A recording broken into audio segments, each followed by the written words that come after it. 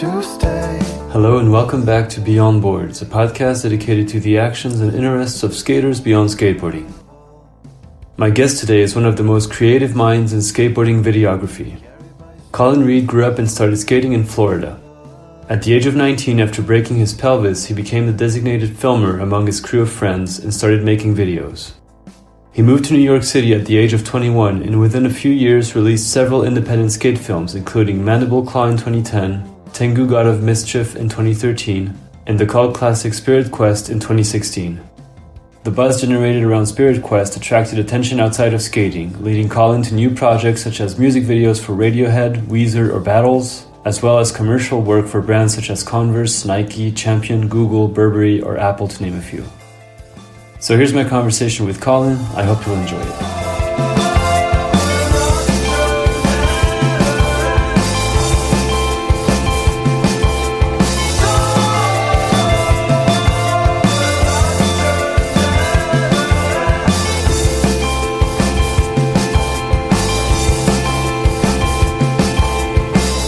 Okay, so let's see. I'll have you listen to the first one. What's up, Colin? I don't really have any questions for you because we've known each other our whole lives. But why don't you talk about skateboarding in Jensen Beach and Stewart, the skaters that we used to look up to, the skate shop, what the spots were like. I think that'd be cool. And then another follow-up, why don't we talk about skateboarding in the Olympics? We talked about that recently together, what you would change, and the skaters you'd like to see doing those things.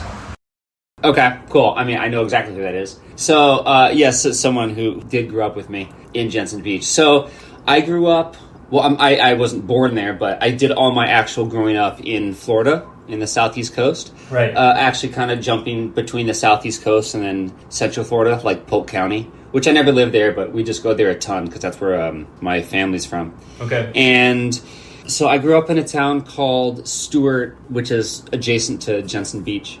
And it was really a pretty idyllic place to grow up. At the time, it was a super, super small little beach town with nothing there. And, you know, if anything, it was more of like a surfing town. Mm-hmm. And I'd say it was a really safe place just because there was kind of nothing there. And, you know, we grew up just sort of like riding our bikes around and skating, you know, here and there. And kind of were allowed to just do whatever, which I think is very conducive to skating. And actually started skating because of that person who just heard from. And so, you know, growing up, I had a skateboard the way that, you know, a lot of kids just have a skateboard. When I was a kid, my uncle had a board, which was his board from when he was a kid. So, you know, just like a shaped piece of wood on roller skate trucks that he gave to me. And so I would just kind of skate that around. And then I'm sure I had a shitty one from Walmart or something that I would just like, you know, skate around with, but in the same way that you would just like ride bikes or rollerblades or something. Right. But then in 8th grade, my friend Alex, he already skated and he brought his skateboard to school and he had it in his locker. And then during PE, I think, in the locker room, he did a varial flip in the locker room, and he claims it's the first one he ever landed. And I just thought, like, that was the coolest shit I'd ever seen. Yeah. You know? And then so I just kind of immediately started actually, you know, skating and figuring out what skating was. Mm. And so growing up there, when we started, there wasn't a skate park close that we could get to, just with our, you know, young means, not being able to drive or anything. So we would just build boxes in driveways and stuff, boxes and shitty ramps. And after school, we'd usually go skate at our friend Will's house, who just had, I guess, like maybe the least shitty driveway or something, even though the road in front of his house was so terrible, basically gravel.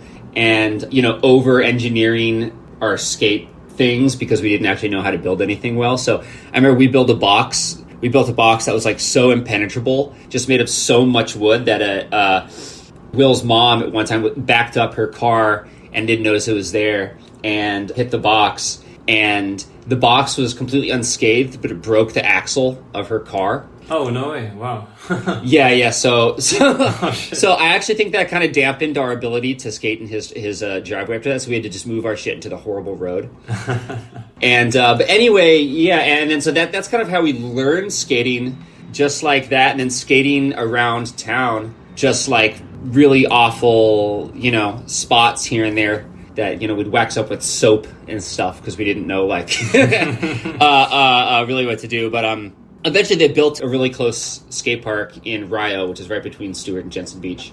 The Rio skate park, which is like this, it's one of those big lumpy concrete parks, Yep. Like the ramps, I don't know if it was built by like sidewalk builders or something, but like none of the ramps were great. And it's not like, I don't think it really had the best design flow or anything, but it like had, like 6 and 8 or 9 foot ramps and bowl stuff to carve around, some ledges and rails and stuff. And so we'd go there, and then this other place, Willoughby, which is one of those like prefab parks. This is once we could, get dropped off there, because that one was a bit further away. And that was one of those prefab plastic parks where like, the tin metal coping and the ramps would just scald you to death if you fell on them. Yeah. Because, it's Florida. Florida summers are insane. Brutal, yeah. Yeah, but then mostly just like skating around town. We had our local spots like Gazebo, which was like the resident 7 stair where you'd always try to do all your tricks down, etc. And, very like hucking ourselves off of loading docks and very Florida upbringing of skating. But really, I'd say the most important part of skating there was the skate shop that opened up, 561. Because at the time, that was our area code, which got changed later to 772, but the shop remained as 561. And it was opened by Teek Leeser, who, like, looking back, it's insane that he's not that much older than us, really. I think he must have been, like, 18 or 19 when he opened it or something. Oh, wow. And, I feel like that's it, because he's not, in the grand scheme of things, he's not that much older than us. And I think opened in 2000. So, which was like, shortly after, I started skating. And at first it was, intimidating, because it's like we're all like the really sick, super cool skaters, would hang out. But that kind of became the place we grew up. And like, God bless Teek, honestly, because in the way of many very patient skate shop owners everywhere, he sort of raised us, We would just fucking lurk at his place just for endless hours. Just these kids hanging around. And he was always super cool with us. And that shop really shaped all of our tastes so much. To now, for my whole life. Because he was the one that would be like, no, look, like, these are the videos that were cool. Yeah. And he would, show us, like, the Blind video and the old Blueprint videos. And he was just up on, what was sick. He'd show us, early Zoo York stuff. And he's the one that, like, showed us what cool we stuff. All would come to think of skateboarding, which was the very, the underground East Coast independent skating, exactly. And, they'd make, 561 would make its own videos, which were all really sick. And, from there, all those videos are, of course, like, like every other skater in the world, which shaped our music tastes and stuff forever, And then, so, we would, I'm sure those will get talked about later, but someone will ask, but like, I was never the filmer or anything. We just like had some shitty cameras we'd like pass back and forth and film each other. And we made our own, terrible videos back then. I really wish we had. You don't have any? No, I mean, okay. I have no idea where it would exist. The one person who might have a copy is this guy, Charlie Page, we grew up skating with. And he, I remember he always thought the coolest trick was like a nollie flip manual. And one day he finally did a nollie flip manual on this one, like, Rosalind Banks type spot, like a down bank manual pad. Sure. And then he pretty much promptly quit skating after that, I think. I think he, like, I think he just like sort of achieved his goal. Yeah. He did all he needed to do and he was out. It's a pretty admirable move though. Yeah. So, and anyway, I think he had the only existing copy of the video we made. But it was a great place to grow up skating. Well, one, because, once we could drive, it was kind of sandwiched in between Miami and Orlando, and it wasn't that far from Tampa and stuff. So we would just drive a couple hours in one direction, and we'd go skate like all the Miami spots. And, we'd drive down there all the time. And also there were, like the older dudes who really also are just a couple years older, but they were just like unbelievable, just how much better they were than us at the time and grown up, even though like, 2 or 3 years older. Like John Clayton and Brandon Dameron were the main two guys. Okay. From there, and they were just so fucking sick. Their old parts from those shop videos are so good, and Brandon has the best style, one of the best styles ever in skating, and John is like Rodrigo TX good. Oh wow! But he's a guy. He's one of those people you always say he's an in-person skater. Oh yeah. Where anything you'd see in a video part, it's like Vincent Tuzeri, who's an in-person skater, who like video parts are super sick, but that's just because those are the things he happened to be doing at the time that you managed to record. Yeah. Okay. They're not just like slaving over a ledge line or something. If something's not working like instantly, it's like, So it's about the in-person magic. So anyway, those are good people to cap off Jensen Beach. I mean, there's a whole slew of other characters that were just, great friends and big part of growing up, like Wu-Tang Joe. But shout out to Wu-Tang Joe if you're listening. Anyway. Awesome. Next question. He also asked about the Olympics. Oh, that's right, the Olympics. Do you have something you want to share about that? Did you watch any of it, like the street? Or yeah, I watched all of it. Really? Oh, yeah, I watched all of it. So, I mean, honestly, at this point, I think the Olympics, it's too late to save skateboarding. You know what I mean? Yeah. Its proliferation has surpassed any containment. So you might as well just accept it. Yeah. And then just be in your own little pocket of skateboarding. Sure. Because exactly. you can. Like, independent skateboarding can still exist. Be its own thing. Yeah, exactly. I mean, there's no money in it anymore because, it's not the early 2000s anymore, And it never will be. It never will be again. And so we might as well just accept it and take it for what it is and have some fun with it.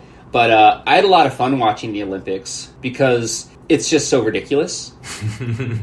Because the level is so unthinkable. Yeah, now. It really is. I mean, it's just unthinkable. I can't understand the consistency or the level of tricks that people are doing because it's so far beyond anything that we thought of that was humanly possible when I was growing up. Mm-hmm. But now those kids are like 13 or whatever, right? Like the youngest people. Yeah. The Japanese girls especially. I mean, they're so insane and good. But it's ridiculous. I mean, it's not our so-called quote unquote our type of skating. Yeah. But some of them are doing really sick shit. Like Sora Shirai, I thought was sick as fuck. He was amazing. He was doing tricks like Peter Smolik ledge tricks down the hubba. Oh yeah, like backside 180 fakie, alley-oop, backside 180 fakie 5-0 down the hubba. Right.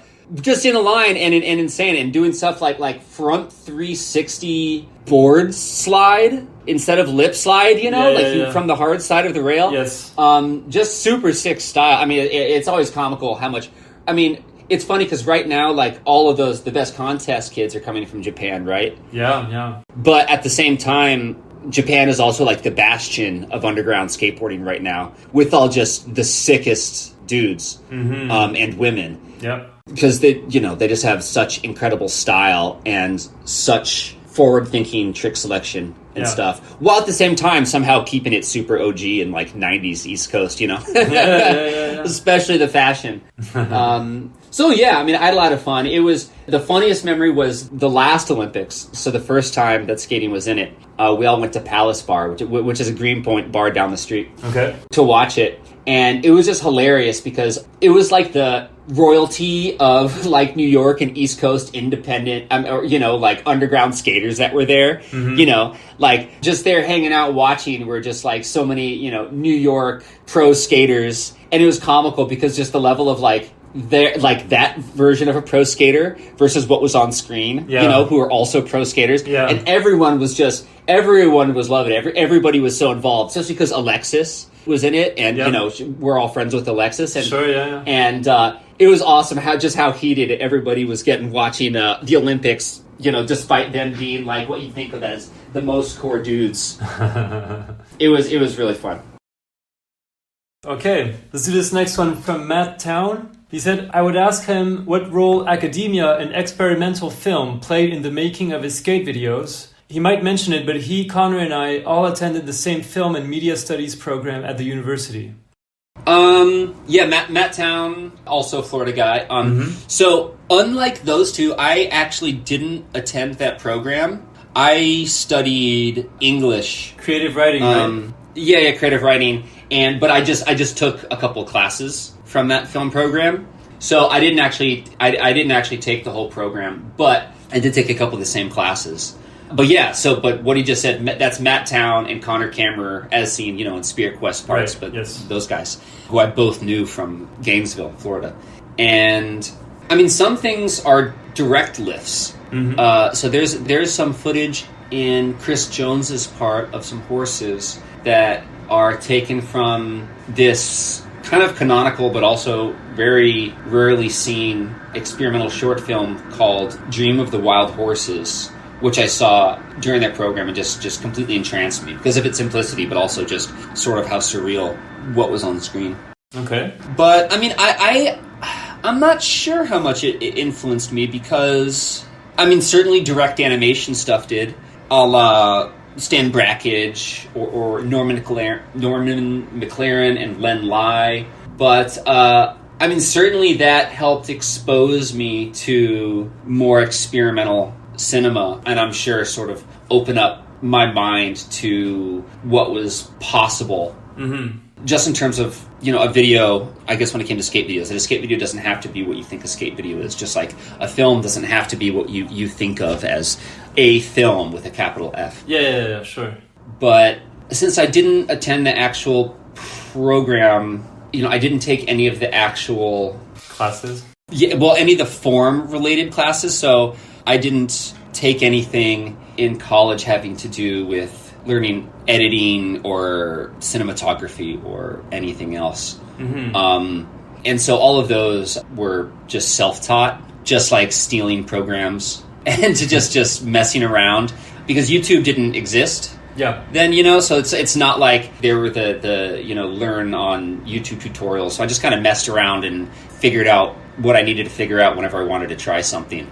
But yeah, I mean, those classes, luckily, the classes I took were mainly the ones that were just a program of watching different films, experimental films. And which it's really funny that now my main focus is the complete opposite, which is I just care about very more formal feature films, narratively driven. Okay. But anyway, hopefully that suffices. Yeah. No, that's cool. By the way, Matt Town has an art show. He lives in LA now, but he has a show of his art on September 5th at the Microscope Gallery in New York. So, okay. If anyone's out there, and if this happens to air before then, I can't imagine that it will, but now you know. Did you say September 5th? September 5th. Yeah, no, unfortunately, that's in 2 days. Yeah, no, unfortunately, this episode. Well, people can hear this and know that it happened. That and it's still there. It's going to be up for a month at least at Microscope Gallery. It's at Microscope Gallery. So go check it out. I have no idea what it is because Matt's a very mysterious guy. Okay. Let's do this next one. What's up, guys? All right, Colin, I'm curious if you feel like getting your start in Florida as a video maker eventually gave you any kind of advantage, and if so, what? And then did that also bleed over into working outside of skateboarding? Also, at what point did you allow yourself to stop listening to that voice in your head that kept suggesting new ideas for skate videos and pushing you to get back out and work on another project? What was the straw that broke the Colin's back?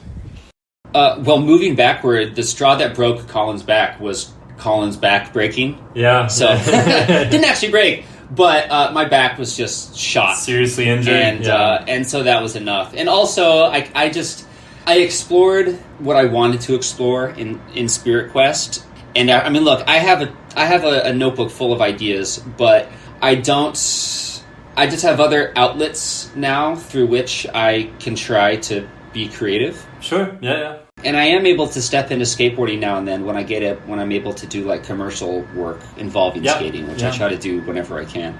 But back to the first question. I mean, I think if anything, making videos, my early videos where I did, or even the later videos once I moved to New York, were that I wasn't making them for anybody to see. Mm-hmm. Yeah. You know? Yeah. Like, I wasn't trying to do mass distribution or anything. They're basically they were just homie videos. That's it. And even they always were. I never made anything that wasn't a homie video ever. So it was just us being silly and allowed to be, because it was essentially just for us. Yeah. You know? Yeah. And I guess I just try to keep that mindset. Yeah. That's a good because way at the to same see time, it always was. It always was. Like, I've never really cared what, you know, for skate videos, like think. what any popular sentiments are, because we're just making it to entertain ourselves. Well, yeah, that's the whole point. Yeah. Yeah, exactly. And so maybe that was the good thing about growing up and then making videos in Florida, in that didn't expect anybody to see them. And didn't expect anybody to ever have anybody see my videos, because I didn't care, because we weren't making it for anybody. Yeah. So who was that? That was Josh Stewart. Oh, that was Josh? Okay. Yeah. Well, I'm sure Josh kind of has a similar thing, a similar reason. Even though, oddly, his first video, Static 1, he'll talk about it, I'm sure, but he happened to get big distribution just because I think it came in at a moment where there was a bit of a void. Yeah. And so, like that video was really influential on me. You know? I'm sure, yeah. Because it's like, oh, Florida, shit, this is like Florida. This is what people are doing in Florida. And it's funny that, like, Josh also isn't that much older than me, but he was so incredibly influential on me, like, when I was just starting skating. And then now I'm, like, well retired from skating for almost a decade, and he's just still still going and still as relevant as ever. So, you know, he's sort of a patron saint of East Coast skateboarding. Yeah, he is. Yeah, it's crazy. Also, the other thing is that Florida spots are just terrible. They're so awful in general that it makes you kind of be creative. It builds character, yeah. It definitely builds character, but it sort of forces you to be creative a bit, because you're not just going and doing, you know, skating perfect ledges. Yeah. You know, practicing your, like, kickflip nose blunts, whatever. You're trying to figure out, all right, what the hell can I even do here? Yeah, exactly. How can I even make this a spot? And so it's a lot of that. Yeah. I think when I interviewed Josh, he was saying that Florida, like Texas, because of the weather and because it's so big, there's a lot of skaters, incredible skaters that came out of Florida and are still coming out of Florida. Oh, ton. We got the boss. Yeah. Well, yeah. And we like got the JD boss. Foy, That's it. I mean, Rodney Mullen is from Florida, so it's... I mean, Rodney Mullen, Gainesville, all Florida. generations. He invented the game. Yeah, He invented the game. Exactly. Yeah. I always claim Florida as one of the... No, I don't know if I'll go so far to say the most important, because obviously California is where it came from, but it's one of the most important states from Florida, where the first ever ollie came from. You know, Alan Gelfand did his first ollie in Florida, and then the flat ground ollie invented in Florida. Every other trick, you know? So your favorite skater's Floridian and you don't even know. Yeah, exactly. Yeah, pretty much. They're all Floridian. Everyone's Floridian. You don't even know, man. Mark Gonzalez, Floridian. Oh, he is? Oh, I had no idea. No, he's not. No, Okay. he's not. I'm joking. I was like, what? Yeah. Nodis, Floridian. Bastian Salabanzi, Floridian, actually. The next one I have is from Steve Spence, who I believe was in Mandible Claw, one of your first ones. Yeah. That's right. So let's see. He said, how in the hell did you film the entire first Mandible Claw video, literally skating with me and everyone else in it every single day until late hours in the night, then spent hours editing all within the span of 2 years, from 2008 to 2010, and still get valedictorian in your class at the University of Florida? And so can you explain to me what is valedictorian? I'm not sure, because I'm from France, as you know, so I'm not too sure what that means. It just means like the top of top the students, like the best grades or something. Yeah. Okay. I guess I would just say because I took really easy classes. Probably I wasn't studying. I was an English major. I wasn't pre-med or anything. Yeah. And I took a lot of different elective classes and a lot of different arts and then just various studies, just because I like learning stuff. Mm-hmm. But past that, for the most part, I tried to just do as little as humanly possible. And that continued through grad school, through when I was teaching, everything. And so I wouldn't say I was an efficient student, I would say. Okay. I don't know if I would say I was a very good student and I'd sleep through classes and stuff all the time. Yeah. And even when I was teaching, God.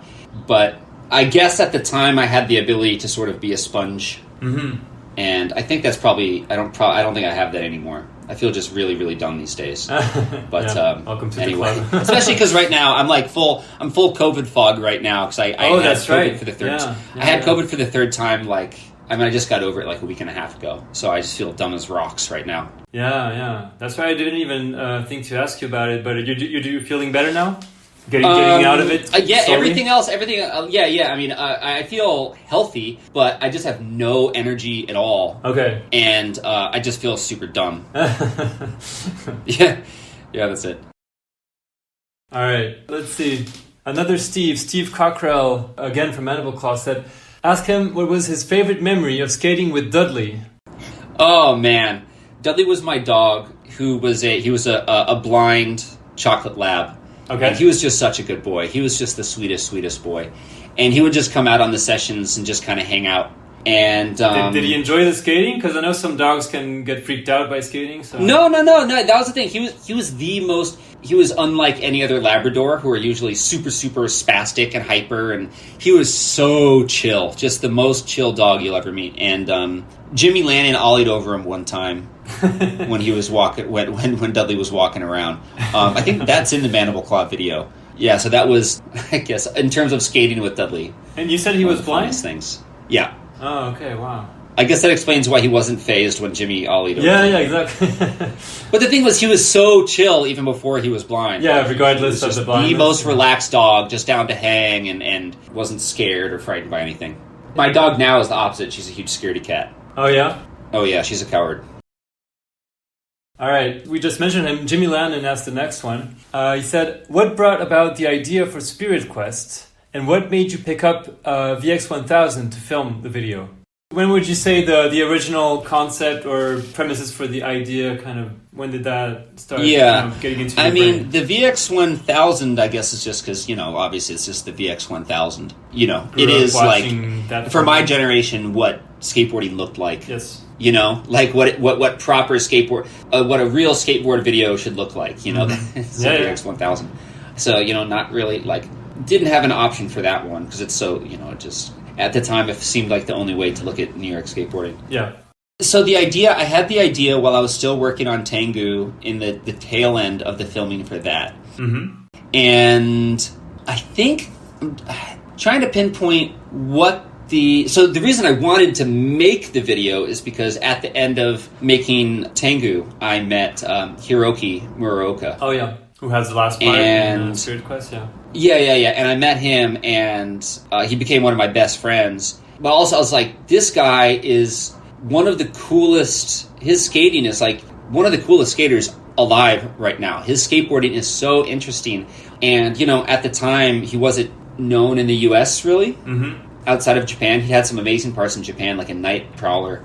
But... I was like, I got to make a part with this guy. Mm-hmm. So people, I just want people here to see him because by that time, because of Tengu, people were watching some of my stuff and I knew that I had a bit of an audience. So I was like, okay, I want people to see this guy. Yeah. And so from the very beginning, he had last part. From before the video even existed, I knew that he was getting last part. And people were vying for it the whole time. People were getting competitive, trying to get the last part. I'm like, God, no, you're not getting the last part. Sorry.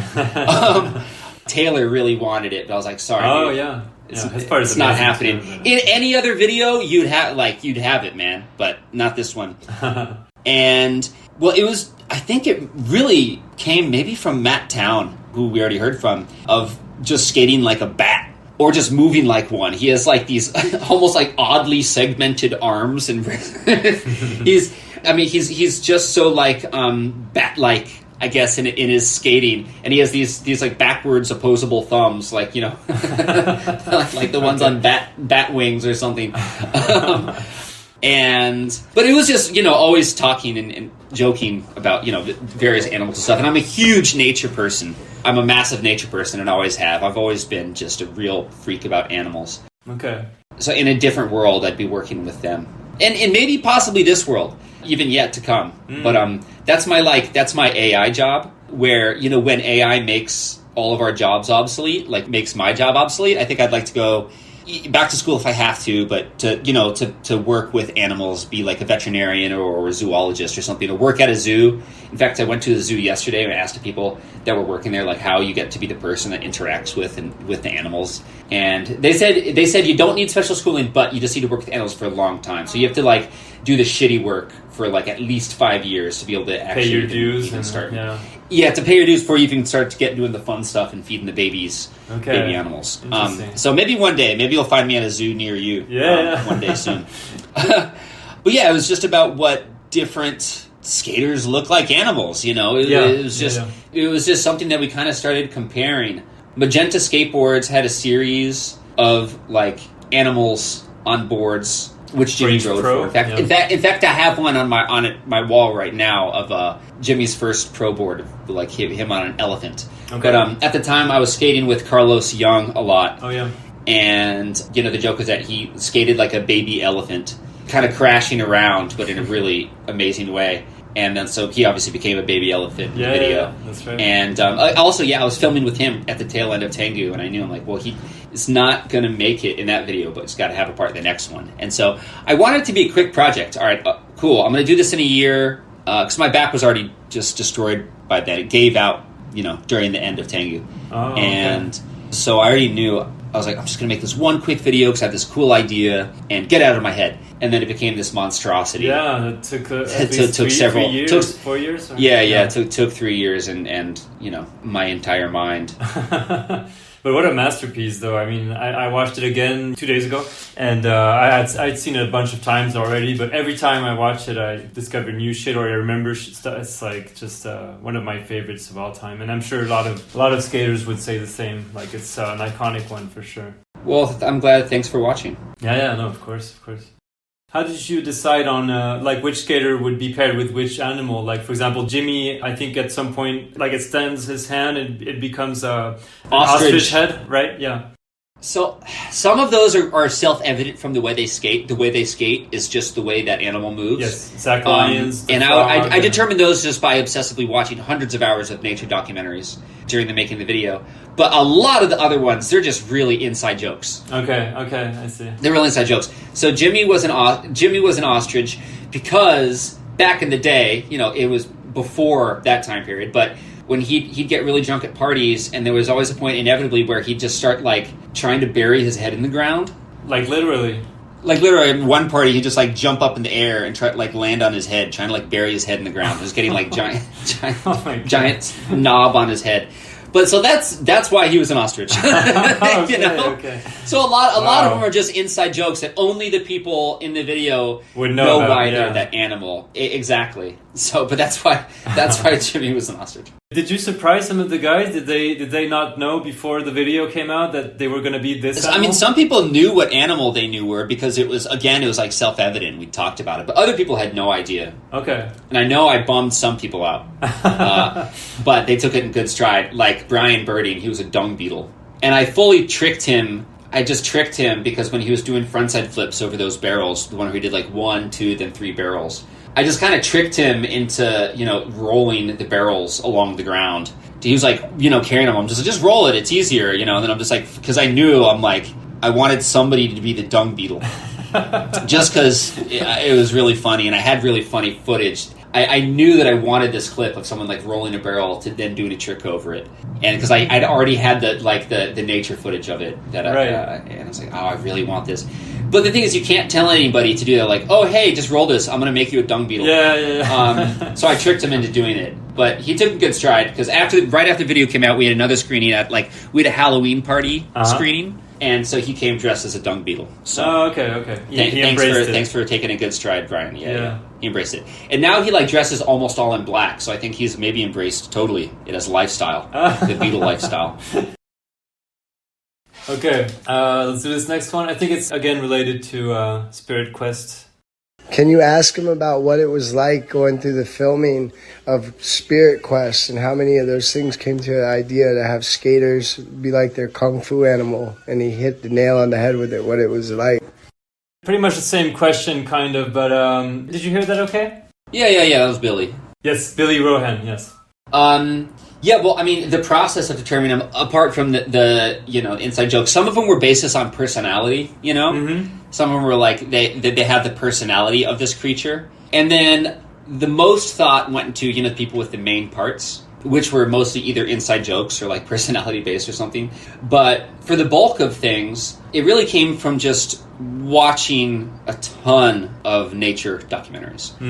And it went in both ways, where for one method, I would watch endless documentaries and I would sort of take notes and make little timestamps for myself of like, this movement of this animal here, I could see how this would cut in with someone doing like an ollie. Okay. I could see how this would cut in with someone doing like a big backside carve or something. And just sort of earmarking that clip. And then from there, knowing that I wanted to film one of those tricks in a shot that would cut in together with that. Okay. And then the other version was continuing, in this process. The whole time I was working on the video, I was watching, I was regularly watching nature footage. And because of that, I'd see a clip and go like, oh, that animal, its motion matches with this clip that I've shot. Like this clip, I have this, back tail clip that would work. That looks just like the way that this animal moves or something. Okay. So the opposite. And so the opposite, yeah. And I worked by both ways. Was there one way that was more dominant? So No. I'd say it was about equal. Okay. I'd say it was about equal. Like, for example, when you saw some footage of an animal doing something and you would think, like, oh, okay, like this, for example, would be good for an ollie, let's say. Would you then bring it to the skater and show him the footage and tell him, like, try to do it like this? Or would you just give him a basic idea of what you were going for? Or? No, I don't think... I never really gave... I wouldn't really. I would just sort of try to film in that way or try to surreptitiously direct the action a different way. But you know what filmers do? I mean, half the times filmers are helping a skater workshop the line. Yeah, sure. Right? It's one of the great unsung roles of filmers, which is like trying to trick skaters into deciding to do tricks we want them to do, or trying to like sneakily tell them to not, like, get them to not try a trick because we know it's not going to work, or it's not going to look good, or they're just never going to fucking land it. Yeah. Or just being like a cheerleader and trying to get them to do it when they want to give up, and all the various roles of filmers. Yes. But I would try, mostly I'd try to be hands off with, like, in terms of like, hey, try to do it exactly this way.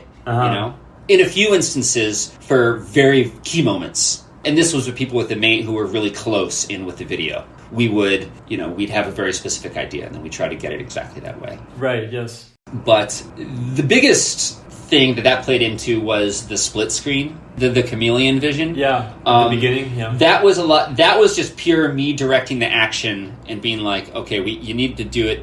Those were very orchestrated for the most part. Yeah, of course, yeah. Because there was no other way. I mean, a couple of those are things I found in the edit. Some of those, the chameleon, the split screen visions, were things that I just found in the edit. But many or most of them are things that had to be consciously directed to make sure it would work. Yeah. And the thing was, so sometimes I would like kind of draw storyboards up to how things would work. And then other times I would really just be sort of directing the skaters, so to speak, and be like, hey, you just kind of got to trust me that you got to go out here and you go in here to make this work, Yeah. And for a lot of them were really silly ideas, like Matt Town kickflipping over himself. Stuff. Yeah. That's where people just kind of had to trust me that it would turn out that it looks like they're like, people are just turning, when you're filming it feels like you're just kind of doing random turns for no reason or something, but it would work. A couple of them didn't work because they were just they worked, but they were just so out there that they were too bizarre. I did one with Connor Kammerer where he landed on one foot where he had 3 legs. Yes, I heard about this one. Yeah. So that one didn't appear in the video in the end? No, that one didn't appear. Okay. I think I posted on Instagram at some point, but it didn't appear because it was just too weird and confusing looking. Yeah. Some didn't make the cut, but luckily most worked. Okay, while we're on that, I have another one from someone who's in the video. Let's see. Hey Quentin, it's James. Just got back, sorry it's kind of late, but I know that when I first started filming with Colin, maybe the first time we filmed, I hit him in the face And I know it wasn't the last time, so I'm wondering maybe how many times he's gotten hit in the face while filming Spirit Quest or Tengu or any of his other videos. That might be a good question to ask him. Alright, be well. I don't remember that particular instance of him hitting me, but I'm sure it happened. It happens all the time when you're filming VX and you're close. You get punched in the face. Oh yeah, I'm for sure. Yeah. Probably happened to every filmer. But it's happened a bunch of times. But there was only one time that my nose got fully broken. Oh damn. And this was the hardest I've ever been punched in my life. This was by Kevrick Evans, who's a big dude. And I was filming a line with him, and it was on it was on Meeker. He did something, kind of into the street of Meeker, and then he was going to do on flat a switchback side 360, which is a trick he had really well. And I didn't know he was going to just do try switchback 360. Okay. I think on the previous one he'd been trying, I don't know, like a switch flip or something. And then so he crouched down, and then just with these massive fists, just did this, big corkscrew spin, that I hadn't been expecting, and just fully gave me a left hook right in the face. And instantly just felt blood pouring down my nose. I go sit on the, go to the sidewalk, and he's like, "Oh, I think it's all right, man. I think it's all right. I don't think it's broken." And some dude walking by is like, "Dude, your nose is so fucking broken. You need to go to the doctors right now. Your nose is sideways." And I looked in a reflection of window. I saw my nose is just like flattened sideways against my face. I'm like, dude, he just felt so bad. He was just trying to delude himself that he hadn't actually hurt me. So, so by the time I went, by the time I got to the urgent care, they told me, they're like, "Hey, it's like too late. It's swollen too much. We can't reset it right now. You have to wait." So I had to wait like 2 weeks for the swelling to go down, with my nose being like sideways, to then go back in, and then for them to reset it, which is really brutal. They do it. They give you like an injection of Novocaine up your nose with like, this'll take away the pain, but it doesn't at all. And then they just stick a metal rod up into your nose, and then kind of just grab it, and then just go really, really hard, just go kink. And so, because what they have to do, they have to wait for it to kind of start to heal, so there's no swelling, and they just re-break your nose. And it was horrible. It was really bad. And then they kind of settled it in. And my nose is still quite crooked, but not too much so. Wow, my God. So switchback 360. Yeah. Well, that will do it. Yeah. Yeah, that'll do it. So that one was from James Sayres. Is that how you say his name? Mm-hmm. Yeah. So he's the guy who does the kickflip in Spirit Quest, where you did the kickflip with the camera, right? Yeah.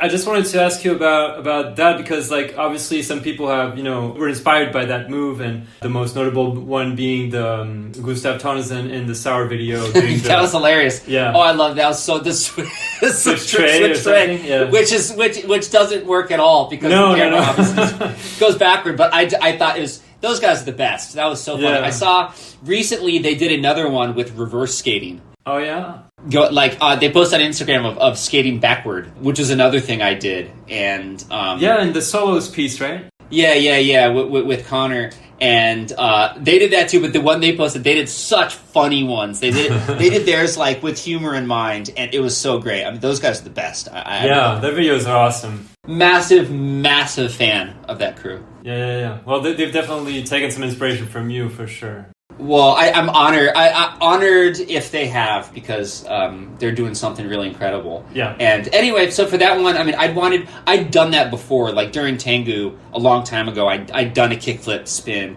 and it was like, I did it kind of casually, one day when we were messing around. And then, so I always had, for the next few years in the back of my mind, I was like, okay, I want to do one of these where it's kind of like a marquee thing, And for a trick, it's got to be a kickflip into something, or like a kickflip down something. So it's got to be like something that's more of a trick. Mm. Because that was the thing with all my weird little stunty filming things. I always wanted them to be supporting like an actual trick, though. Yeah. Not just like kind of some dumpy little thing. Sure. And I wanted them to be worth it. And so throughout the whole filming of Spirit Quest, I was just kind of scouting around, like who's got the best kickflip, the best, most consistent one. who has the most consistent kickflip that's not going to like smash this camera. Yeah. And so finally, this was in the last half or tail end of filming. I was like, okay, James is the one to do this, because his kickflip is just, well, he's incredibly consistent overall. Yeah. So he was the guy. And did it take a long time to film that? It took a while, because one, he had to do a kickflip nose manual makes it harder, because I had to time the camera kickflip perfectly to the board kickflip so that it worked. Yes. Because if you spun it with the wrong timing or wrong speed, or the angle was a bit wrong, it just kind of wouldn't work and would look kind of wouldn't look confusing and dumb. Yeah. So everything had to match up, and it didn't take that long though, really, mainly because of how consistent he is. Yeah. And we never dropped the camera or anything. So dropped the camera lots of other times, but I'm sure. Okay, the next one I have is from so I don't know how you say his name. Cosme Fernandez from Cosme Studio. Yeah. Cosme. Yeah. So he's the guy who made some of the animations on the Spirit Quest, right? Mm-hmm. I mean, I know you did a lot of it yourself, but I know he's helped on some stuff. Oh no, all of the ones that I did myself are all the more rudimentary ones that are more basic and gestural. All of the actual animating he did. Okay. Like all the character animation and character transformations and things were all him. And I read, I don't remember where I saw this, but that he, you actually like worked with him from a distance, because I think he lives in Spain, and you guys like never met until the premiere, right? Yeah. So it's really like kind of special. I'm sure. Meeting him finally. So he said, one thing I thought about regarding the aftermath of Spirit Quest, and maybe you already knew about this, is that most of the skaters in the video were friends of Colin's from that era in New York, or friends he made from traveling. And if I'm not mistaken, an important number of them turned pro thanks to their parts in the video. If I remember correctly, it was Hiroki Muraoka, who turned pro for Traffic, Chris Jones for Isle at the London premiere, Matt Town for the Northern Company, Taylor Noraki for Politic, and also Quim Cardona, who was picked up by Politic after some years without a board sponsor.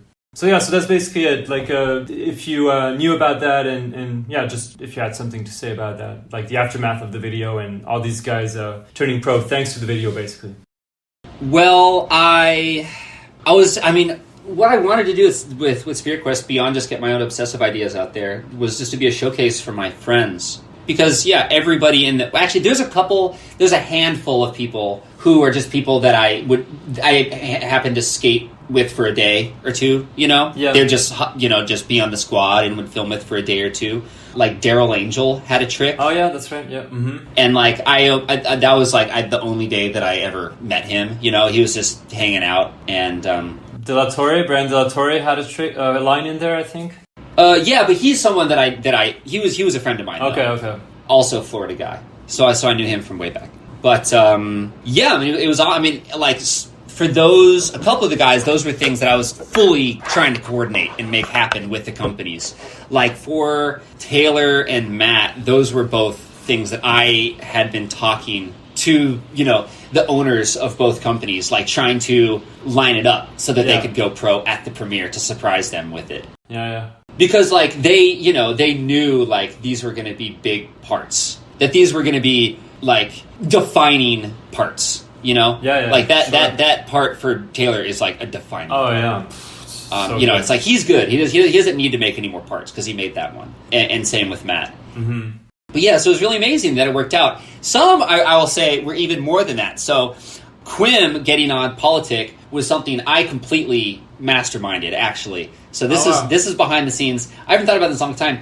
So we were skating together at Washington Monument spot, which is a normal regular meetup, just skate flat, skate a curb spot before you go out skating, with Quim and Taylor. And Quim broke his board, and then so Taylor gave him his board to skate, a Politic board, and just watching like Quim ride this Politic board made sense. I was like, damn, that's fucking sick. That makes sense. So at the spot, I think I texted Damon, who ran Politic. Right.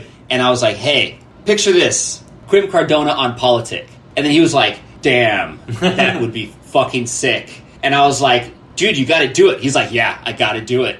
I sent him a clip or a photo of Quim skating on a politic board, and then made it happen, and that's what happened. Wow, so that's awesome. That one was one of the best because it was at the time. It made so much sense. Yeah. You know. Yeah. Especially like it's ridiculous that we could live in a world wherein Quim doesn't have a board. You know what I mean? Yeah. Like Quim Cardona is, think maybe my favorite skater of all time. Yeah, he's a legend. Like just his style when he was young. You know, I mean, just you can't fake that and can't copy that. Yeah. And he's also just the best dude, the most fun guy to be around. Okay, this is a pretty random but funny one, hopefully, from Jesse Narvaez. He said to ask you about the World Cup match at the German pub.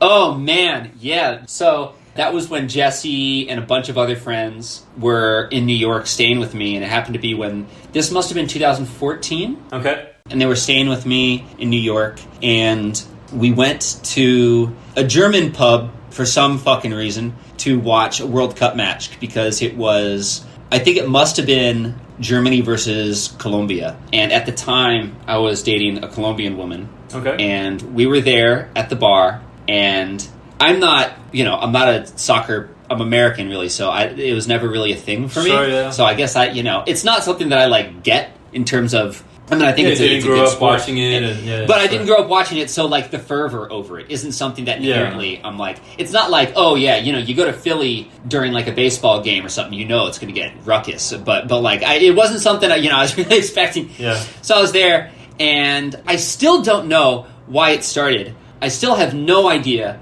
I think maybe my girlfriend kissed me on the cheek or something, and this woman, a Germany fan, in the next table over, just completely wasted, was like, oh, get out of here. It said something about, Colombians being, trashy or something. Oh, wow.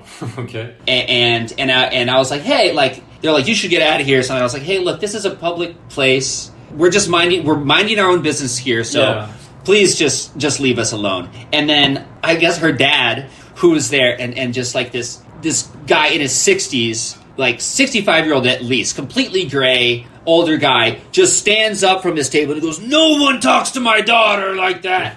And he stands up, he's this massive guy. He looks like a bear. He's 6'4", huge. And he just lopes over the table, and just shoves me as hard as he can. Oh, wow. Back into my table, and then he's just coming for me, so I have to shove him back. So I have to shove this guy down against his table, and then a fight just broke out because the guy was just screaming, "I'm going to kill you!" and killing insane. And so he starts choking me. He gets his hands around his neck, and he's choking me fully to kill me. Could not breathe at all. And all of my friends, Tobin and Jamil and Jesse, were all trying to get this guy off of me. They're all it's like in a cartoon where there's the guy jumping on the troll's back trying to rip it off, and everyone's trying to get this dude off of me, and they can't. And the bouncer is even there. This big bouncer is there trying to get this guy off of me, and he will not let go of me. Finally, Tobin, I think, was the one who managed to rip this guy away from me. Okay. And he was holding on so tight that he was wearing a ring, and the ring cut my neck, all the way wow. around the side of my neck when it was coming off. Then I still have a scar from it. And the people, the bar staff were like, "Oh my god." What just happened? What happened? What just happened? And they'd ask the guy, and they're like, "What are you doing?" He goes, well, I was trying to kill him." and then they're like, "Hey, do you..." So someone comes up to me like, "Hey, do you want a drink?" I'm like, "Yes, please, thank you." So they bring me the drink, and then they're like, "That'll be, $7." I was like, "What?" and then they're like, "And yeah, so you should really just close out and leave." I was like, "Me? I wasn't the one that..." He's like, "Well, that guy's coming back." I'm like, "Well, but we weren't the ones that started this. We weren't doing anything." He goes, "Yeah, but he's kind of a regular, so..." Oh my god. And I was like, "Oh my god. Wow. Fuck you." So I definitely just left without pain.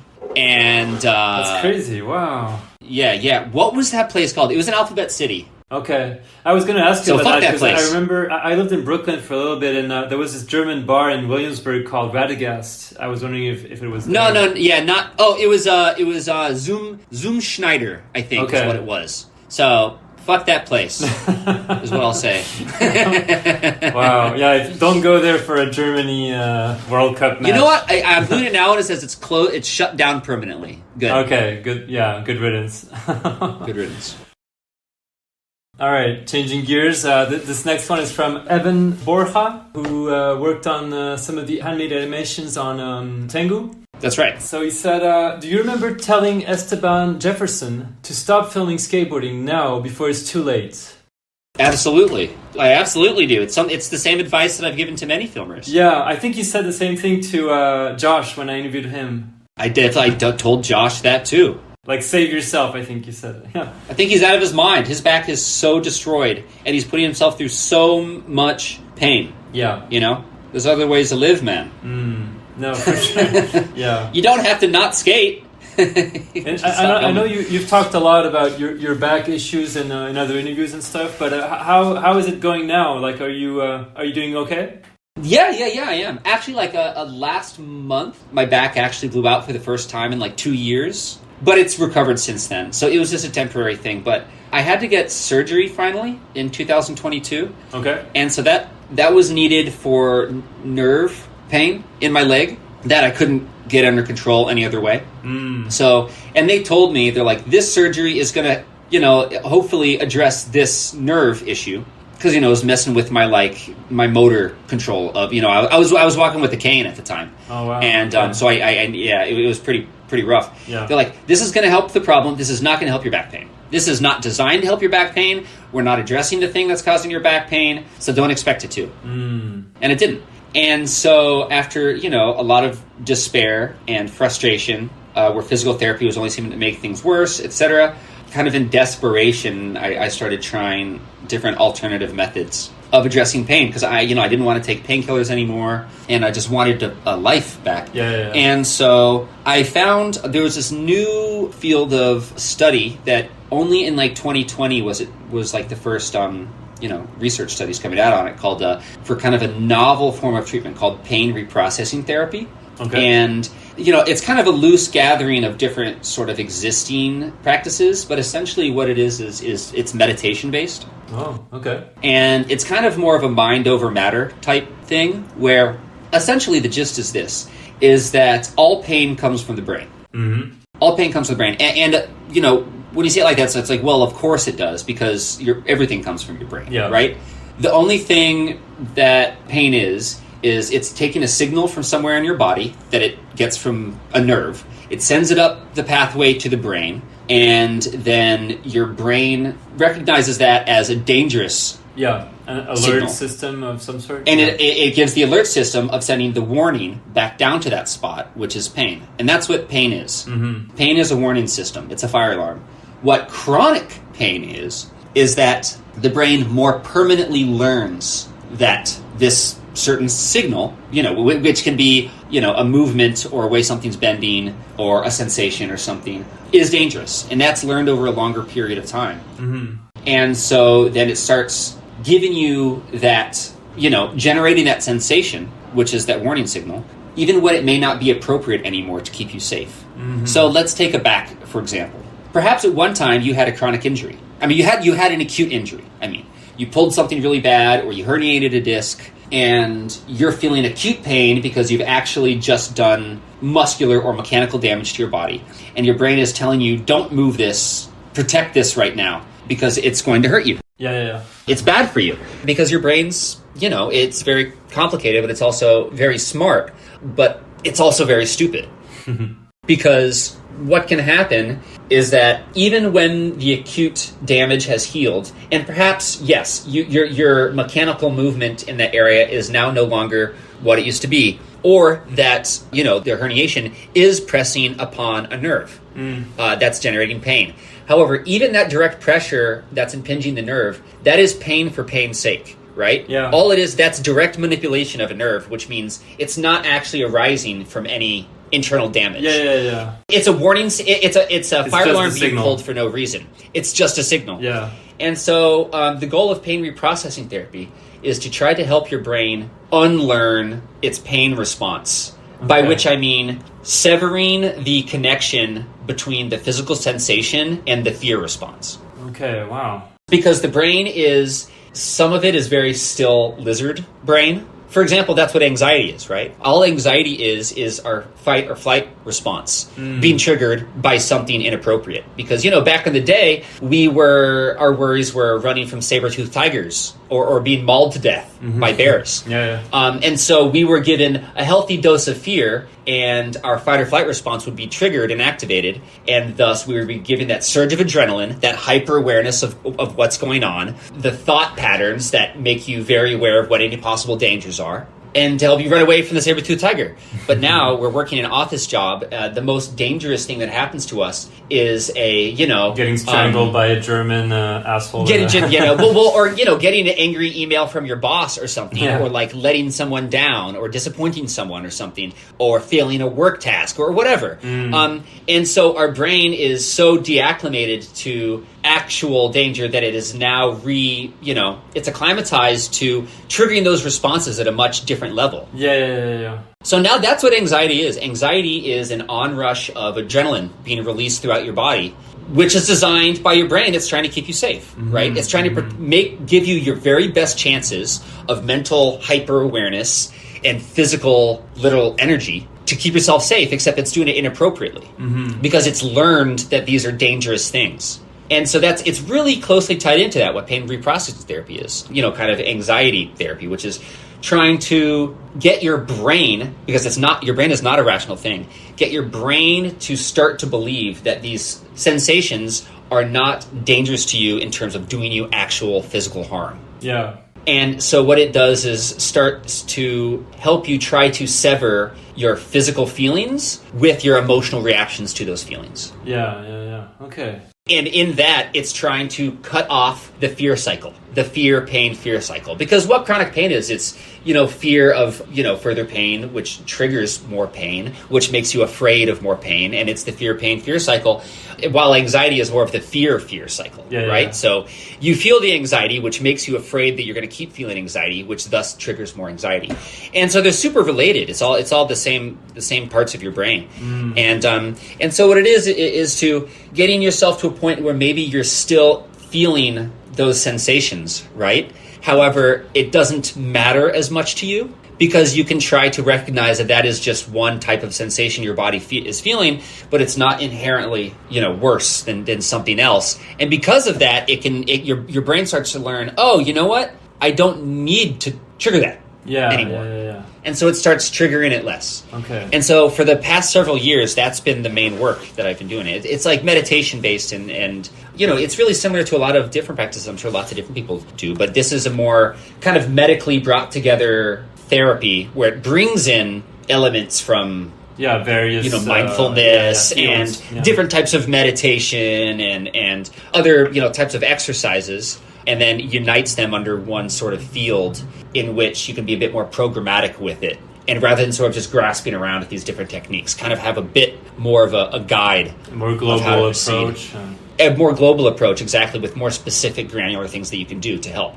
And is it working well for you? Are you? I have my life. I have my life back. Yeah, that's great. That's awesome. Yeah, so I'm fully living. My life for years. I was pandering to my pain. Yeah. And trying to help it with various means, but it never really did anything. And even when I was just kind of muscling through it. Yeah. And so there's a difference between muscling through it versus still feeling it but proceeding anyway, because it doesn't really matter. There's a big difference in terms of how you feel and your mental state during that period, right? Yeah. And so, I have my life back. I play tennis. I go like rock climbing on mountains and stuff. I have a full life. Oh, it's great to hear. Yeah, good for you. And I very, very highly, I've recommended this to Josh. I know he hasn't listened to my advice. I highly recommend anyone dealing with this sort of chronic pain. This is specifically designed for chronic pain. Yeah. To look up pain reprocessing therapy and somatic tracking and kind of see if you can wait to give it a try, because it's really, really worth it. And that it's a constant practice. However, it's enabled me to resume a full life.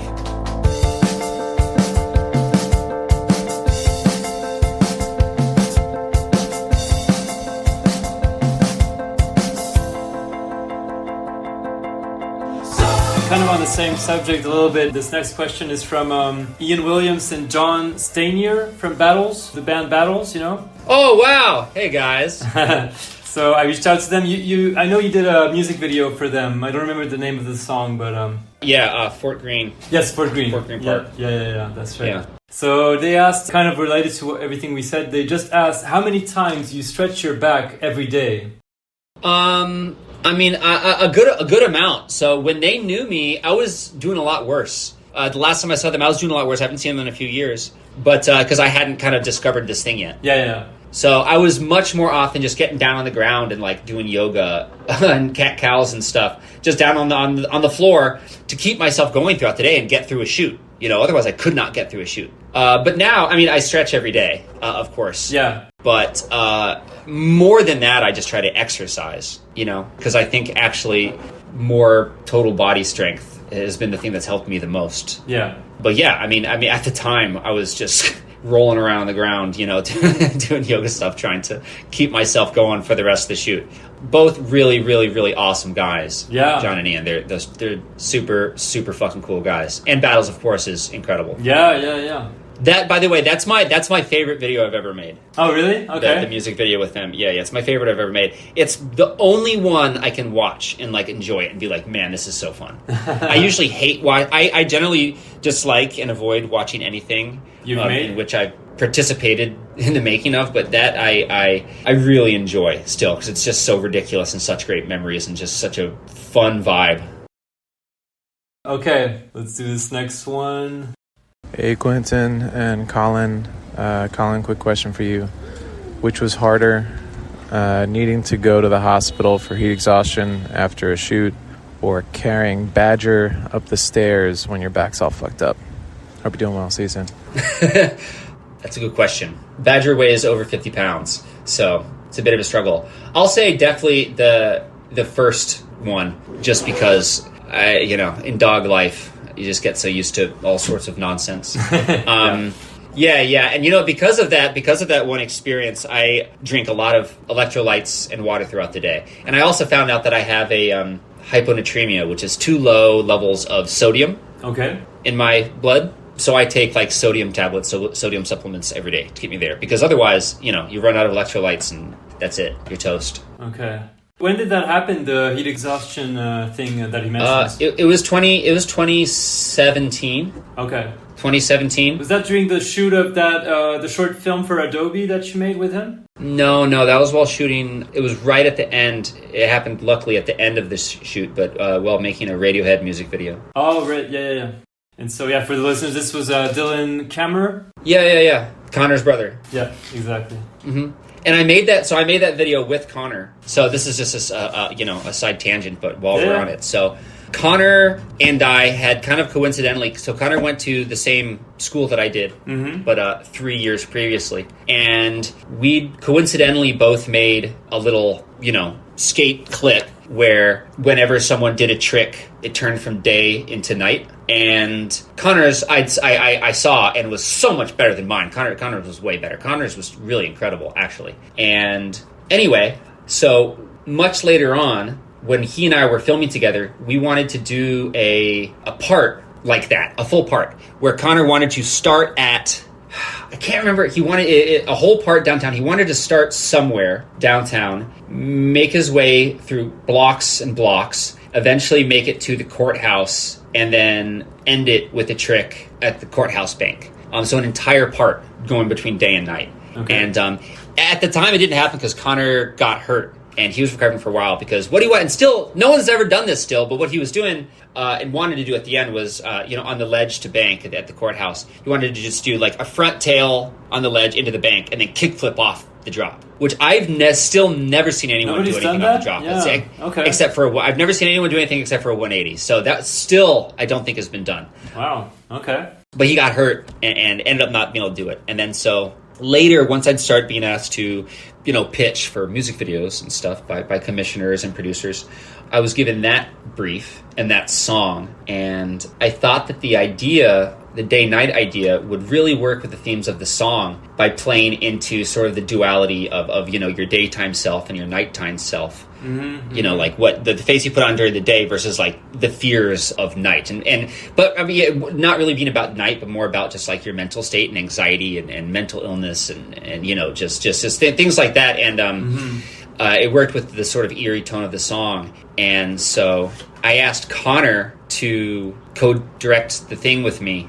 Anyway, I wrote the brief and managed to win the video. And then I asked Connor to co-direct with me. And then we went out together. And Connor kind of was responsible for... He's the one who found himself the second location for the video.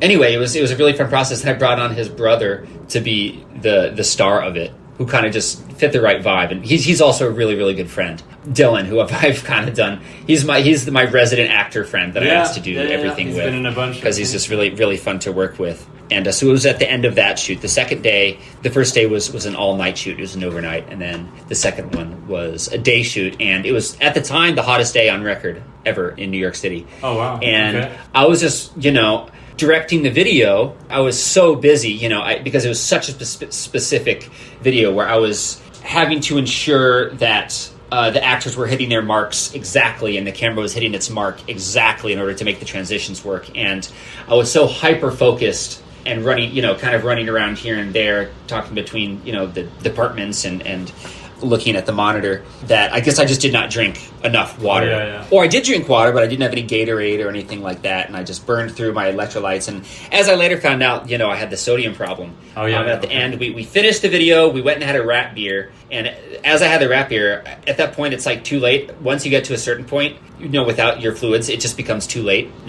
And with that, you know, if you're just drinking water without anything else in it, and started feeling real bad, and that was kind of the beginning of the end for me. Wow, that must but luckily, and the video, and then we had like only a couple days really to turn around the video. So went to the hospital, you know, came home, got home by the morning, and then I edited the video. I managed to get it edited in time. Luckily. Wow. Yeah.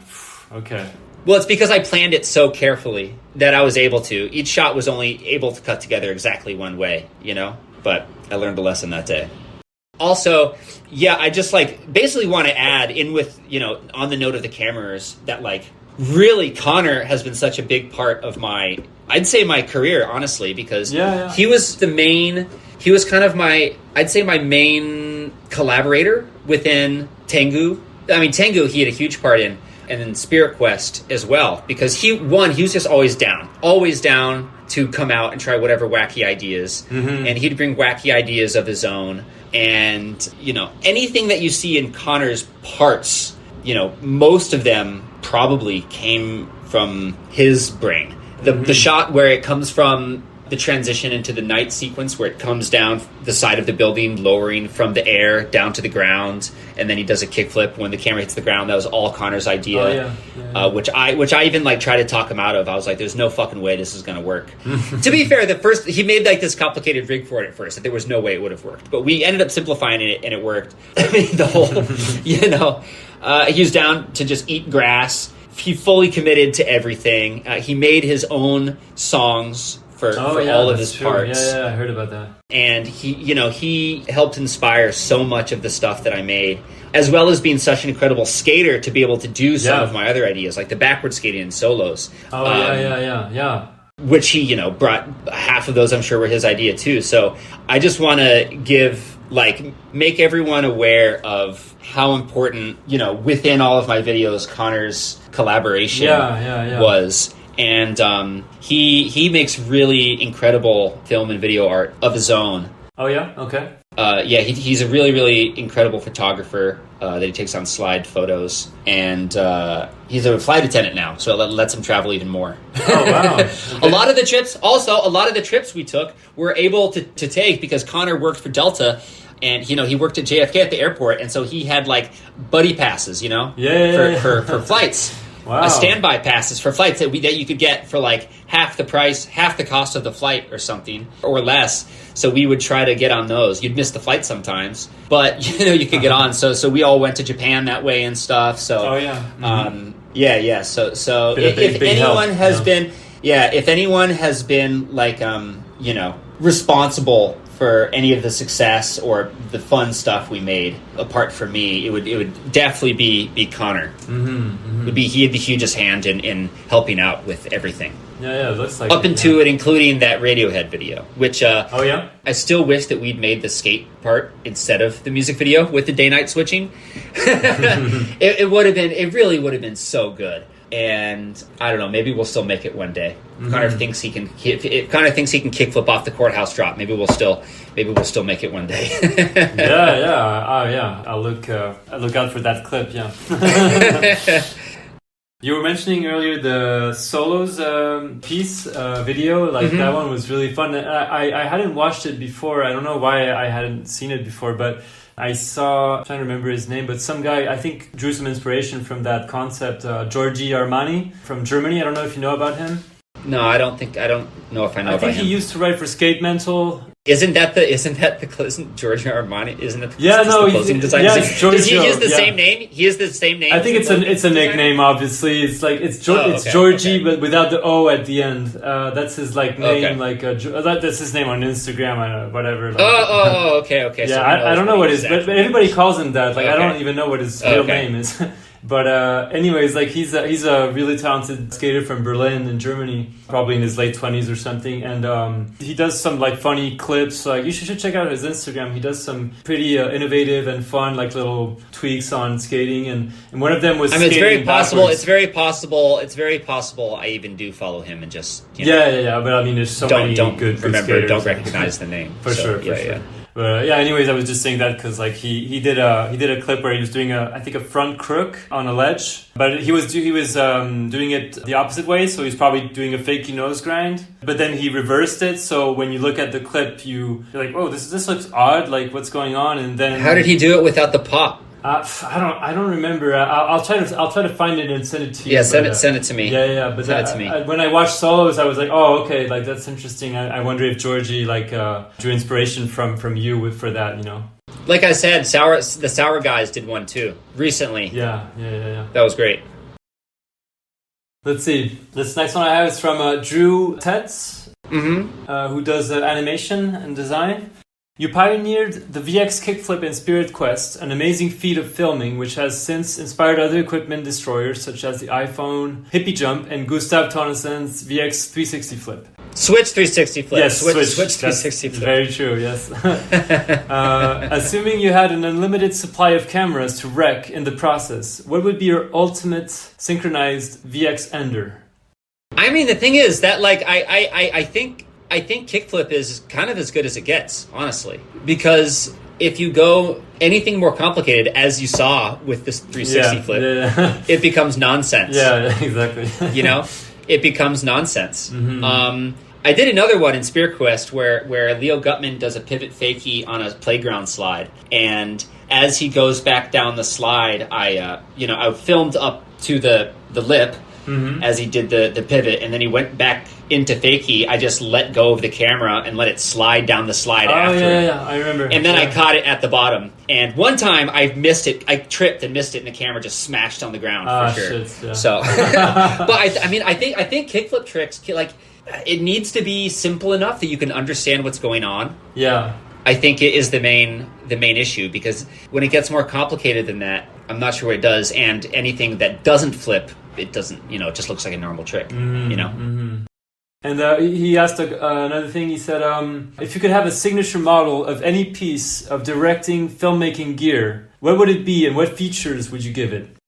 That'd be a really good question. Oh yeah, actually, I already know the answer. I'd have it be something that you almost, like crampons, how they attach to your shoe. Yeah. For ice climbing, but that you put onto your rear foot for filming. So when you're filming lines and you're dragging your foot, you don't burn through shoes. Oh yeah. Every filmer in the world knows what I'm talking about. Yeah. You fuck up your shoes burning real fast, burning through the sole of your shoe before the shoes are done. Otherwise, it's the way every filmer goes through a pair of shoes. Is the same way. But I was going to say something to protect shoe, it. right? Something to protect it. One shoe, but I think what it should be would be something you can just kind of a hard rubber sole. You can kind of elastic strap over your shoe or something, so it won't fuck it. Interesting.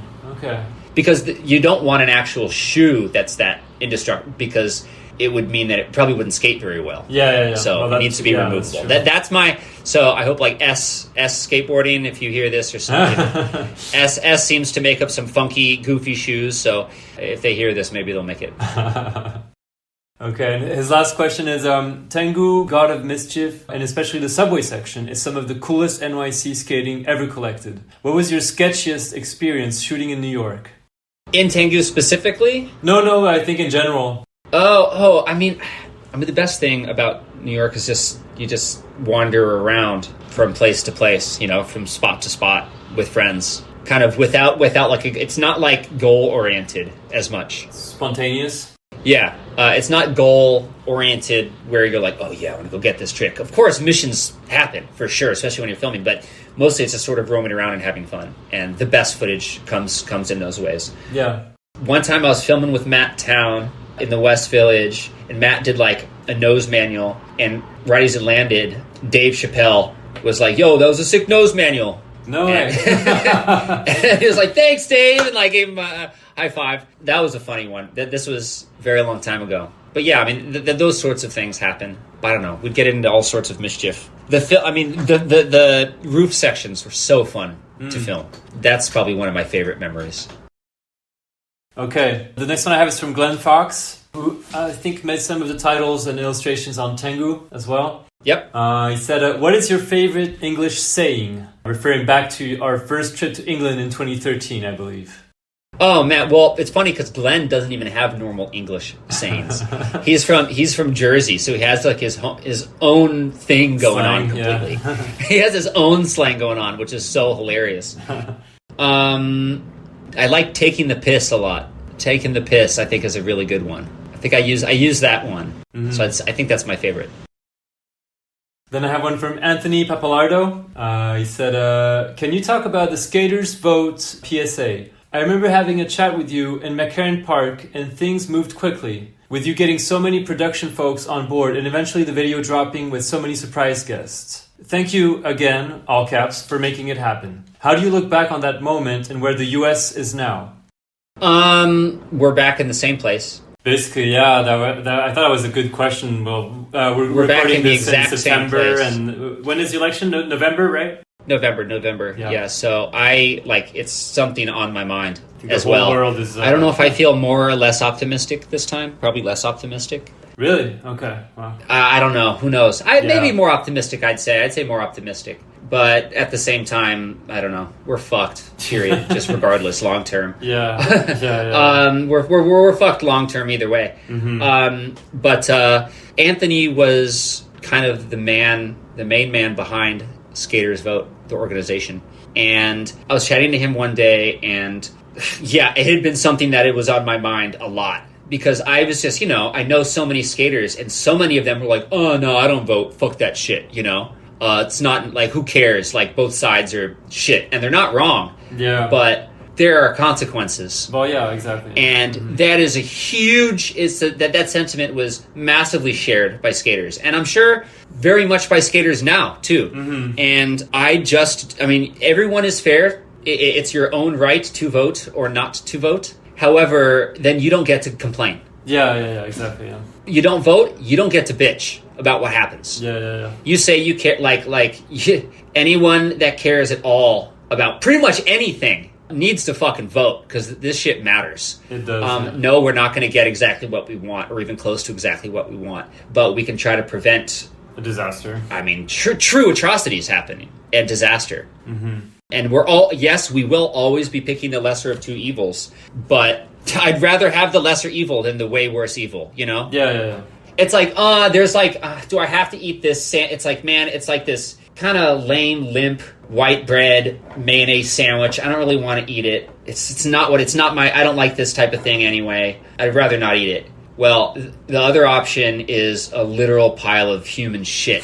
Yeah. Would you rather eat the shit, or would you rather eat the disgusting sandwich? I'd rather eat the disgusting sandwich than the actual shit. Yeah. It affects people. It does, yeah, absolutely. It affects people's lives. It might not affect your life because, you're just like this skater dude with no responsibilities.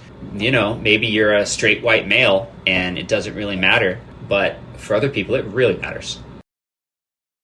So this next one I have is from Brian Downey. He said, "Hey Colin, in the past we've worked on a few Falcon Bowsy. I don't know how you say that. Falcon Bows? Falcon Bows. It's the name. I don't know why it's the name, but it's the name of the hats he makes. Yes, exactly. I saw the commercial that you guys made. Yeah.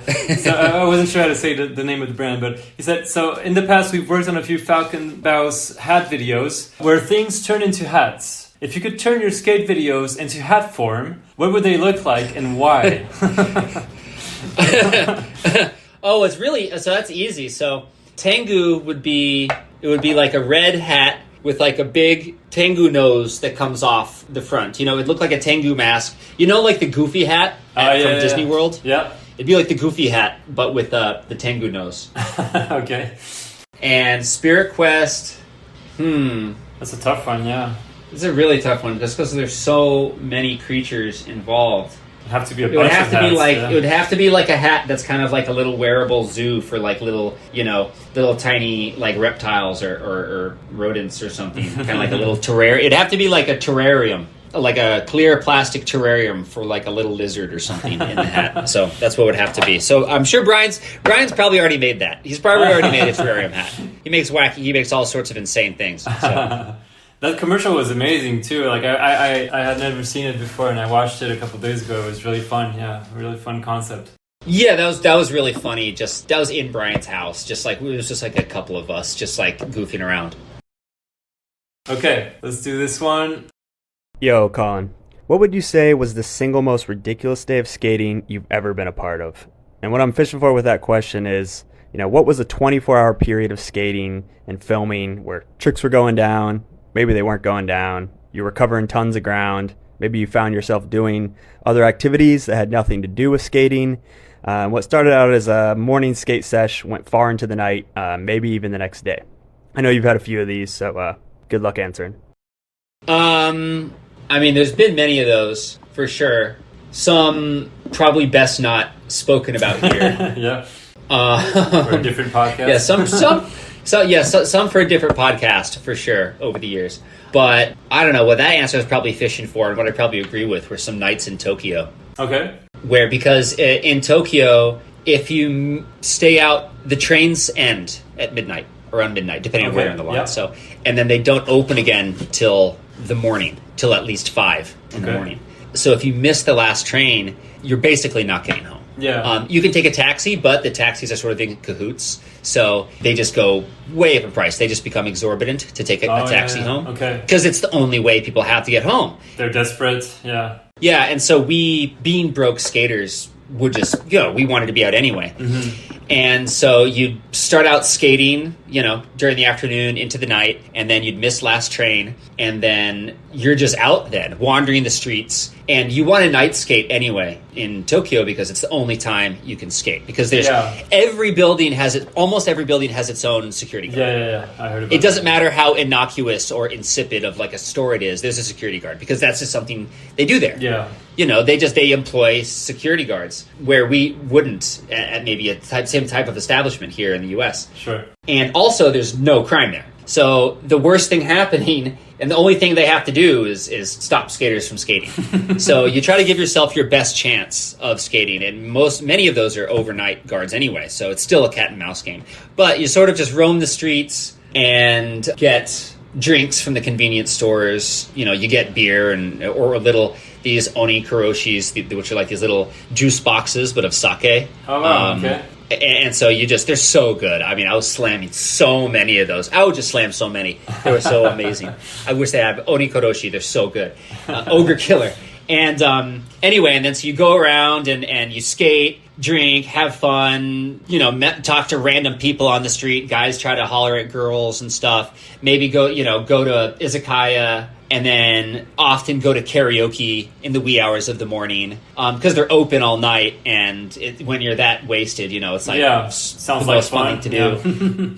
Yeah. And then once the sun comes out, you do some last sessions. Hit a wall ride spot or something, and then catch the train back to where you're staying, crash, and then wake up like in the early afternoon and then just, do it all again. Yeah. And I really miss those days. Like, it's hard to even imagine how I did that now, just with how I guess domesticated I am, or how early I go to sleep now, my current energy levels. Yeah. But I'd say the single most memorable night was Halloween of 2000.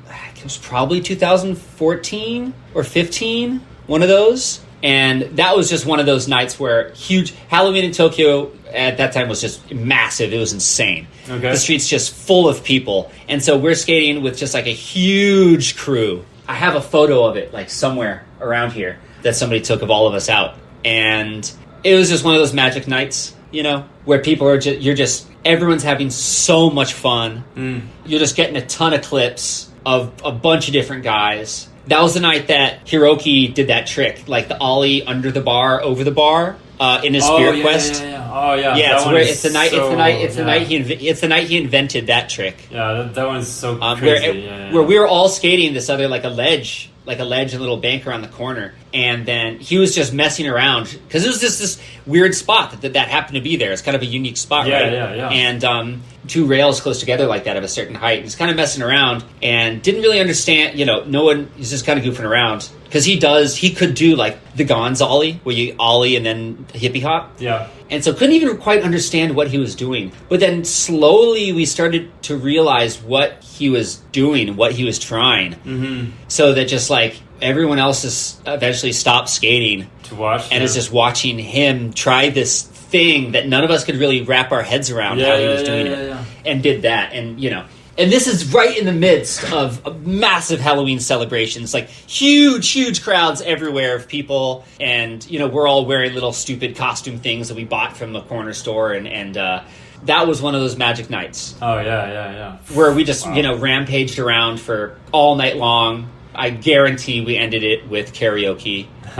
Yeah, those were the days. Those were the days that everyone lives for and is lucky to have one of. Yeah, for sure. Yeah, that ollie is just ridiculous. Like I was slow-moing it when I watched it the other day, and I was like, this makes no sense. Like, since then, I've seen people do kickflips with them. I've seen people do like pop their board under a bar into a kickflip. So I've seen people evolve it past then, which is really cool. And so that question was from Jacob Ireland, right?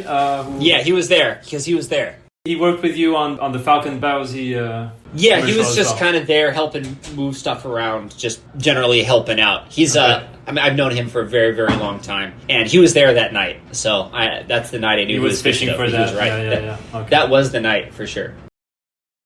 All right. Let's do the next one. Hey, what's up, Colin? It's Zach Moore.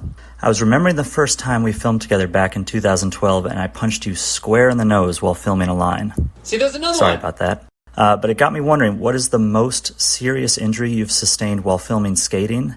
And have you ever been injured while working on a project outside of skating? There was another one. I do remember that one. We were skating in Soho. I remember that very well. Well, skating, I've like fractured my pelvis skating. Oh, yeah. I think that was the worst injury. When you were young, on a manual pad, too. 18 or something? Yeah, on a manual pad, too. So stupid. I just happened to, it was a manual pad with it was like a really skinny one with a grate in the center. Okay. And one try, my wheel caught the grate. And it wasn't even that high or anything. I just fell just wrong, Yeah. I just happened to, I'd fallen, visually, I'd fallen that same way a million times. I just happened to fall exactly wrong. Yeah. So that was the worst one. And outside of skating, I've hurt I was in Amsterdam before shooting a commercial, and I was just riding a bike, and I hurt myself before the commercial, but not not during. Not related to the actual. It just made the filming of it very painful. This one is from Evan Kenori. He said to ask you about your favorite memory of skating and or filming with Quim Cardona. Oh man, that's a tough one, yeah. There's so many. Every day is a memory with him. I think the day when we skated that whoop-de-whoop spot and he did the Japan Air over Daniel was really, really fun. Yeah. Yeah. Okay. That was just a really, really fun day. Another one was when Zach Lyons and I met him in Jersey City, and we just went around skating Jersey City a bunch. And it was a super cold day. It was like 30 degrees, which is maybe like -1 Celsius or something. But it was like one of those like clear blue sky, but just like really crisp cold days. And I remember Zach was like freezing to death because he just has no fat on his body. Okay. But Quinn was just fine, and we just filmed a ton of stuff that day. I mean, he's another in-person skater. Yeah. He's just always like, and he's just a guy where just like, if you point a camera at him, he's just always something really funny to say. Also, how many of the spots how many tricks in that part are filmed on other people's boards? Because he just like would just break a lot of boards. Okay. You know? Yeah. So he ends up using someone else's. So he just ends up using a random person's board. Yeah. Okay, this next one is from Joe Perrin. He said, what are some tools of skate filmmaking that you think benefit you when working on music videos or other video projects outside of skateboarding? Joe Perrin, also one of the unsung great skate video makers. And when I first started, so-called real filmmaking, I was like really scared. I didn't know what I was doing, because I didn't go to school for it, and I'd never really been on a film set before, and then suddenly I was running one. Yeah. I was the head of one, even though I'd never been on one. But I found out that I knew exactly what I was doing. Maybe not technically at first. I didn't know what I was doing with the technical tool aspects, but in terms of the actual directing, just blocking action. And it turns out that I think Spirit Quest was my film school. Yeah. And that a lot of the stranger filming ideas and blocking ideas were kind of what a lot of directing is. Not directing talent in terms of directing narrative performance, emotional performance. That's obviously something on its own. But in terms of coming up with, figuring out the shots and finding the visual drama of something and lighting and blocking action were all things that feed directly into directing. And also being an editor is a massive one, because like with skating, like in Spirit Quest, how I would shoot exactly for how I knew it would edit together. That's what a lot of directing is. A lot of directing is writing on the page the edit before it exists. It's being able to imagine the edit in every way before it exists. So yeah, I mean, it ended up really directly informing what I do now and the skill set that I have now. In other areas than skateboarding. Yeah. I mean, I haven't even done a music video in like over 2 years. I've just been, making commercials, but I was supposed to make one like right now, but it got canceled very frustratingly because it's been leading on and on and on and on. But yeah, I mean, I think skateboarding leads to so many amazing creative minds. For sure. I mean, obviously, just look who's out there, and the names that even people you don't know who skate, then you find out that they skated, and you're like, oh, that makes sense. Yeah. But there's a lot of great filmmakers, narrative and otherwise. I mean, in the music video and commercial space, so many of the best working directors right now, commercial directors, started out skating the same ways. All right. This one's from John Lindsay. It said, where did you find that frog or toad wallet / coin pouch that you brought to Japan? Now, I've been wondering where that is. I want to know where that thing is. I got to bring him back. So he's this it's really weird looking. It's this sort of desiccated toad that's turned into a coin pouch. And I found that at an oddities shop in New York. That has all sorts of strange oddities, and I love them. And so I brought him all around the world. With me. I haven't seen him in years and years, though, so I got to find him again, because I'm actually going to Japan soon, so I gotta dust him off and bring the toad back. Well, speaking about Japan, I have an audio question from this guy. Hello, Colin. I'm Takahiro Morita. I have a question for you, Colin. Are you still skating? I'm skating. I am skating. I do skating. Let's skate next time. I'd hope to skate next time with Takahiro. I mean, he's obviously one of the people that defined what modern skate videos are. Yeah. But the answer is no, not right now. I've skated once in the past 2 years since I had surgery. Okay. And I want to skate again. I just haven't felt confident enough physically yet, just mechanically. Yeah. You know, because I mean, back surgery, I mean, it's just a long process of healing. And so I have not had I do a lot of other stuff, but for some reason skating, you know, I guess I just have a lot of associations with skating of the ways that I've gotten hurt so many times. Yeah. And not getting hurt like, oh, I fell and broke my arm, but I mean of like specifically with how it affected my back. Yeah. And so I've just been waiting until I feel entirely comfortable to skate again. And I skated a mini ramp, which, I mean, you know, but in terms of actual skating, I'm getting one of my friends, Brian Birding, recently, you know, the dung beetle, he recently dusted off his board and started skating again. Okay. After, you know, he's also been going through rehab for a different injury, but for a long time. So that kind of inspired me. So I think I might get one soon and see if I can, you know, baby step my way back into it. Yeah, exactly, yeah. Because, I mean, I miss it every day, you know. Can you like roll around or is that? Yeah. But I, you know, I mean, like, I'm trying to grind. I understand. Yeah, for sure. It's hard to just look at a ledge and be like, you know, not want to backtail it. Yeah, no, for sure. But yeah, take it one step at a time, as you said. Yeah. All right. What's up, Colin? How you doing, man? Long time no see. I hope you're good. My question for you is pretty simple. If you were to be an animal, what would you be? And if you had to do a trick as this animal, what trick would it be? Let me know. Very curious. Peace. Okay. So that was Léo Valls. Yeah. He has a very distinctive voice. Yes. Really great guy. Haven't seen him in a while. Hope to see him soon. I think, you know, the animal I always kind of wish I was. I'd like to be an orangutan. Okay, yeah. If I were anyone. They just seem like nice, chill guys. And they seem like they have a nice life, just swinging around and eating fruit and and sleeping in the trees. They just seem like a cool crowd to hang around with. They figured it out, yeah. They kind of have it figured out. And if I were to do a trick, as an orangutan, I'd probably do as an orangutan, I'd probably do like a handstand in Bomba Hill or something. Like Matters apps or something? Yeah, exactly.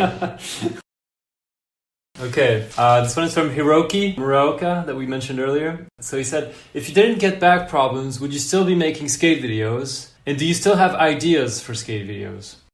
Well, for the second part, I still have ideas, but I haven't had one. I'd like to preface this statement, I want to make another video. I just don't know what it would be yet. So my real answer was no. I don't think there would really be a difference, because it made me enjoy skateboarding less. I enjoyed filming and stuff, but it made me less excited just to go out and skate because I was working toward things always, you know? So every time I'd go out and skate, we'd be working towards something. It would feel like work every single time, yeah. Well, no, not even like work, but I had like a mission, you know? It's not that it was work, but it's that I could just be skating too, or I could be like trying to film these guys and finish this thing. Yeah. And so stopping filming allowed me to just enjoy skating again. Without the pressure of having to film. And just enjoy, and I just skated a lot more. So, I mean, I've been offered several skate videos, you know, just like by companies. I've been asked to make their next video, which I've very gracefully declined.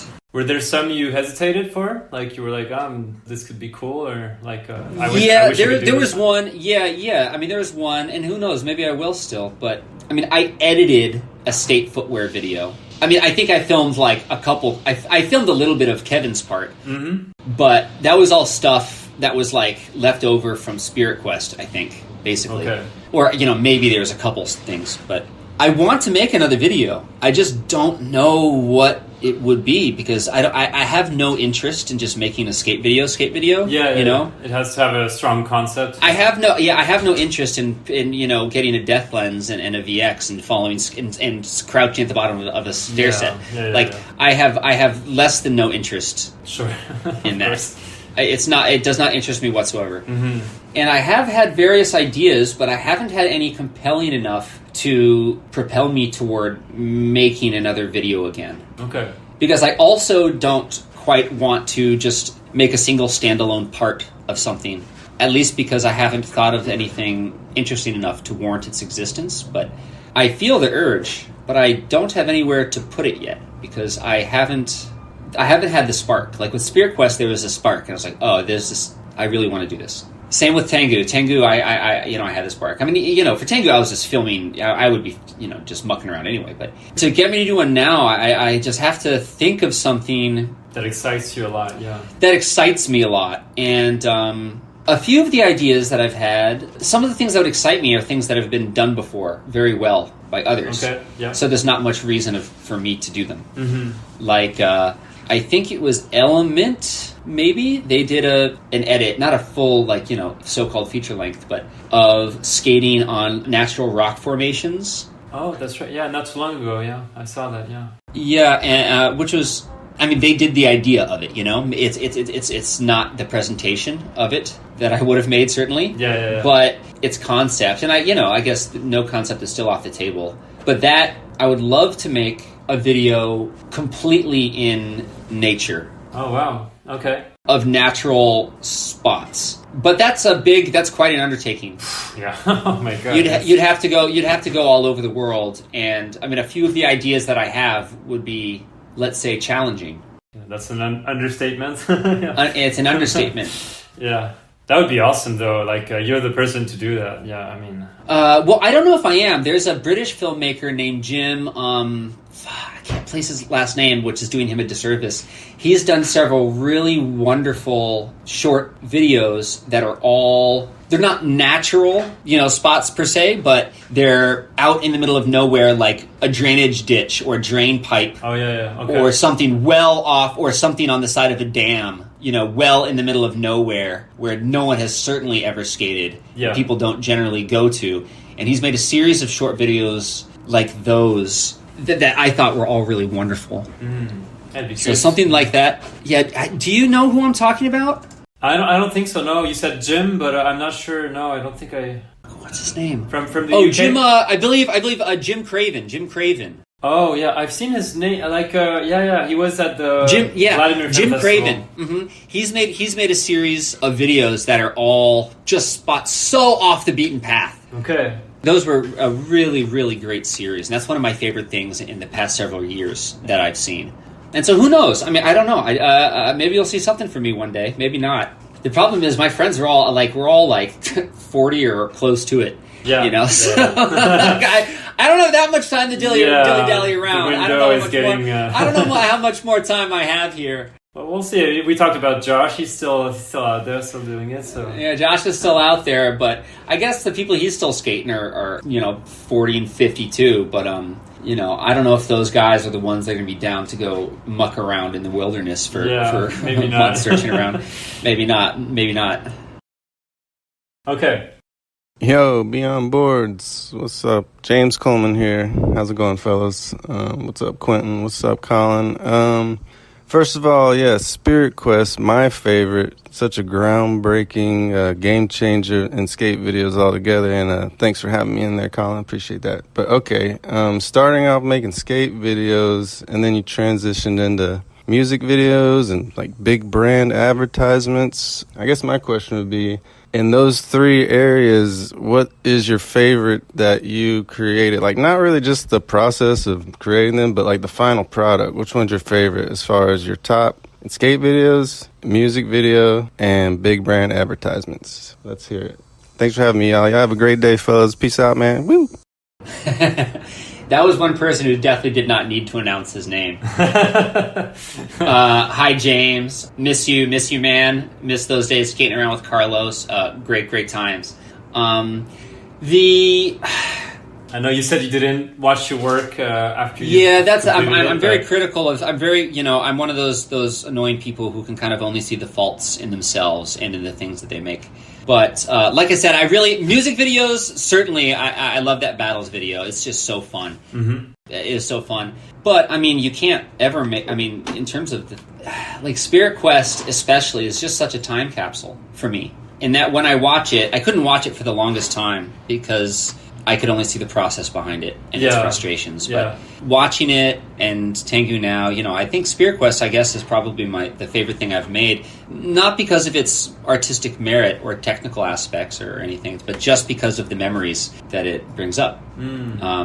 Those were people all over the world, and some of them I haven't seen since, the premiere. Yeah. But it was just a marker of just this specific time in my life that's gone now. And I wouldn't want, and to be clear, I wouldn't want to go back, I've done those things and I've had those types of experiences, and I was very ready to try other things. But yeah, they were just the incredible times with wonderful friends and traveling and ridiculous memories. So I think Spirit Quest certainly is my favorite thing that I've made, just because it's so long. That's why. It's so fucking long. That's why. It's because there's more of it, meaning that there's more memories that it elicits. And a lot of them are very funny memories.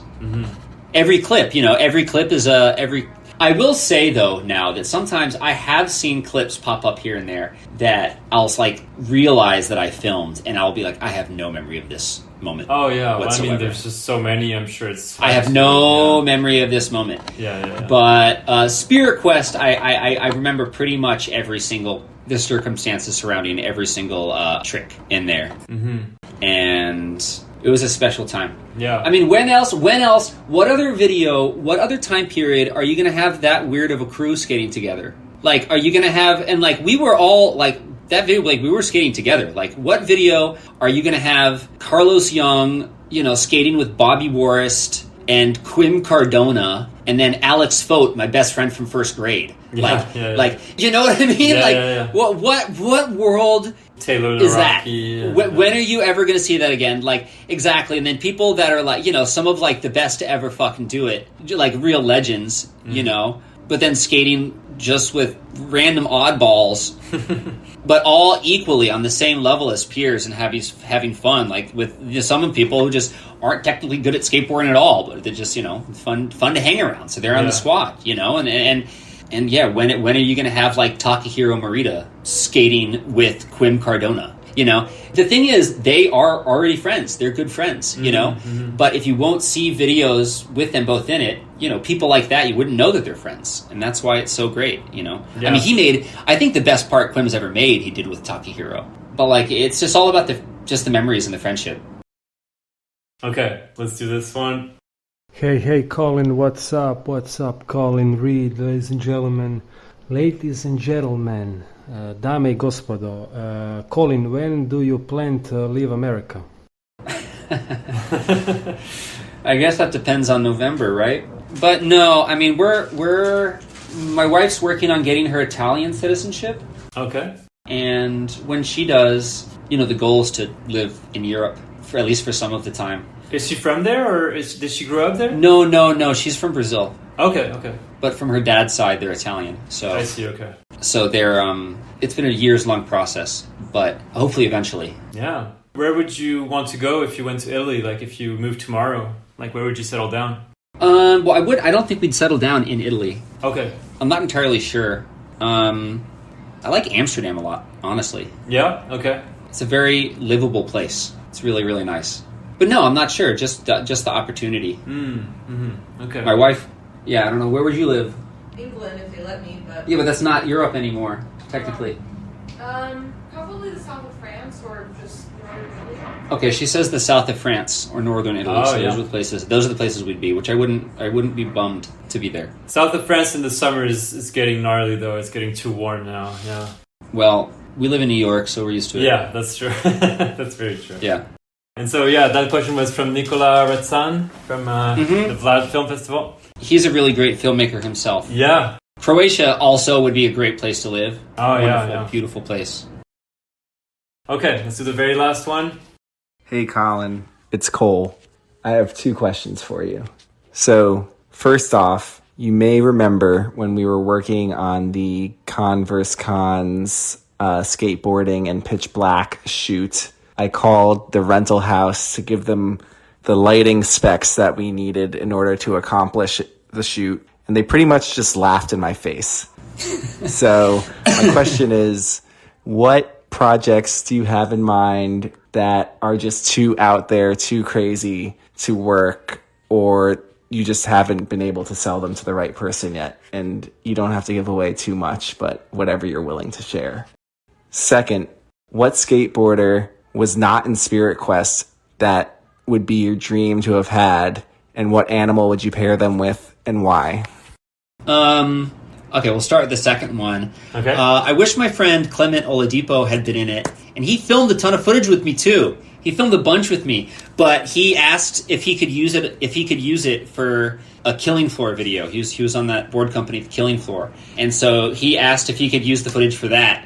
And I was like, all right, man. You know, I'm not one to hold footage hostage or anything. You know, it's the skater's part. And anyway, but then when Spirit Quest came out, he was super bummed. I'm sure. He was really bummed. He was like, fuck, I used it on that? Yeah. So, yeah, I wish he'd had footage. He's a really cool skater. What animal would you have paired him with, yeah? Oh, I don't know. That's a good question. He's one of those skaters that looks like it's almost terrifying watching him skate, you know what I mean? Because it looks like they're out of control. Okay. But they actually are in control. Mm-hmm. And pull it, and so it looks really awesome when they land stuff. I don't know. Maybe like a rhinoceros or something. Okay. Like powerful. Could be like Massive. exactly. Real stompy. He's like a real stomper. He's the Wally King. And so for the first part, I mean, that one in specific was just, the idea was preposterous. Mm-hmm. And we did the math, and we needed strobes. We needed flashes of just such insane wattage. So powerful that how we wanted to do it, you know, in a dream world, we basically would have needed, like, the sun. Like, a strobe of just the sun power in terms of flashes. And it was just, it didn't exist. Yeah. So we ended up compromising and making the aperture of our pinholes, you know, our lenses, more open, so that we didn't need to have as much light. But we still had an outrageous amount of power of flashes, and because I think the ones we went with I don't think they were actually photography strobes. They might have been for something else, which meant that they had a lot more power. Mm-hmm. Anyway. A similar thing was for the Burberry one that I did. Mm-hmm. It was an idea that I'd had for a long time. A couple ideas in that were things I'd want to do for a long time, but I weren't quite sure how they would work. So we had to do a lot of testing to figure them out. And it was a bit nervous because, we had been giving them the month, like the budget was approved, and I had to ask for part of the budget in advance in order to do the camera tests and do the testing. Uh-huh. And I was just doing the testing very nervously. Like, this might not work. Same thing as the one that Cole's talking about. But it worked, luckily. Mm. And in terms of things that I haven't been able to do, I have a ton of ideas. I have a notebook full of them that I haven't been able to do yet because I either haven't found a home or, I've pitched them for jobs and I haven't won. Okay. So I've a lot of stuff that I want to try. But, I mean, the main thing is, though, the main thing I wanted to do is make an actual movie. Like, I want to make a feature film. And I've been trying to for the better part of a decade now. Yes, I've heard you mention that in other interviews, yes. Yeah, and so, I don't know, hopefully, soon or eventually. Like, I'm on the track, so to speak, but it's a very, very long process, so... What would you say is the major obstacle that you see to actually starting this? Easy money. Okay, the money. I need someone to give me millions of dollars, and that's kind of a challenge. Do you have a rough idea of the budget that you would need for that film that you have? Well, there are different projects. I have different projects in various stages of development, and some are further than others in stages of development toward actual production. But okay. I have each one comes with its own budget, and the thing is in filmmaking, even ultra low budget is much larger than anything you'd need for a skate video. It's a form in which collaboration is not only key, but it's necessary. You can't make I guess you could, and some people certainly have, but they're a bit solipsistic and masturbatory usually. But you need others and others' visions and others' talents to make a movie. I mean, just like skateboarding, there's no video without the skaters. But even in this, it's much past the cast of it. I mean, it's a whole, a whole town of craftsmen and skilled people working together. And with that, you need, producers, and you need a lot of people to believe in it and to give it money and things like that. And so it's a process. So we'll see. Hopefully, fingers crossed. In the meantime, I'll just keep doing what I'm doing, which is mainly just like walking my dog. It's most of my life. Yeah. Doing interviews with some random guy in France. Yeah, when some people like dredge me up out of like the lost sea of skate memory and ask me things of days long past. So that's the only way I'm relevant now, and just things that a decade ago, which are fine by me. Thank you again for your time. Thank you, and best of luck with all your future endeavors, especially the different films that you're working on. I hope at least one of them will come into existence in the near future. Yeah, thanks everybody, and it was so nice to hear from so many of those people. It just reminds me I need to be better at checking in with friends. It just reminds me it just makes me think like, damn, I haven't talked to that person so long, I need to just give them a call and say hi. Yeah, so well, now is a good opportunity. Now's a good time, so thanks for the kick in the butt for that. That's it for my conversation with Colin. Follow him on Instagram at Mandible Claw. That's MANDIBLECLAW. Visit his website colinread.tv to check out some of his music videos and commercials. And of course, treat yourself to his epic skate videos Tengu, God of Mischief, and Spirit Quest. Thank you for tuning in. See you soon for a new episode of Beyond Boards.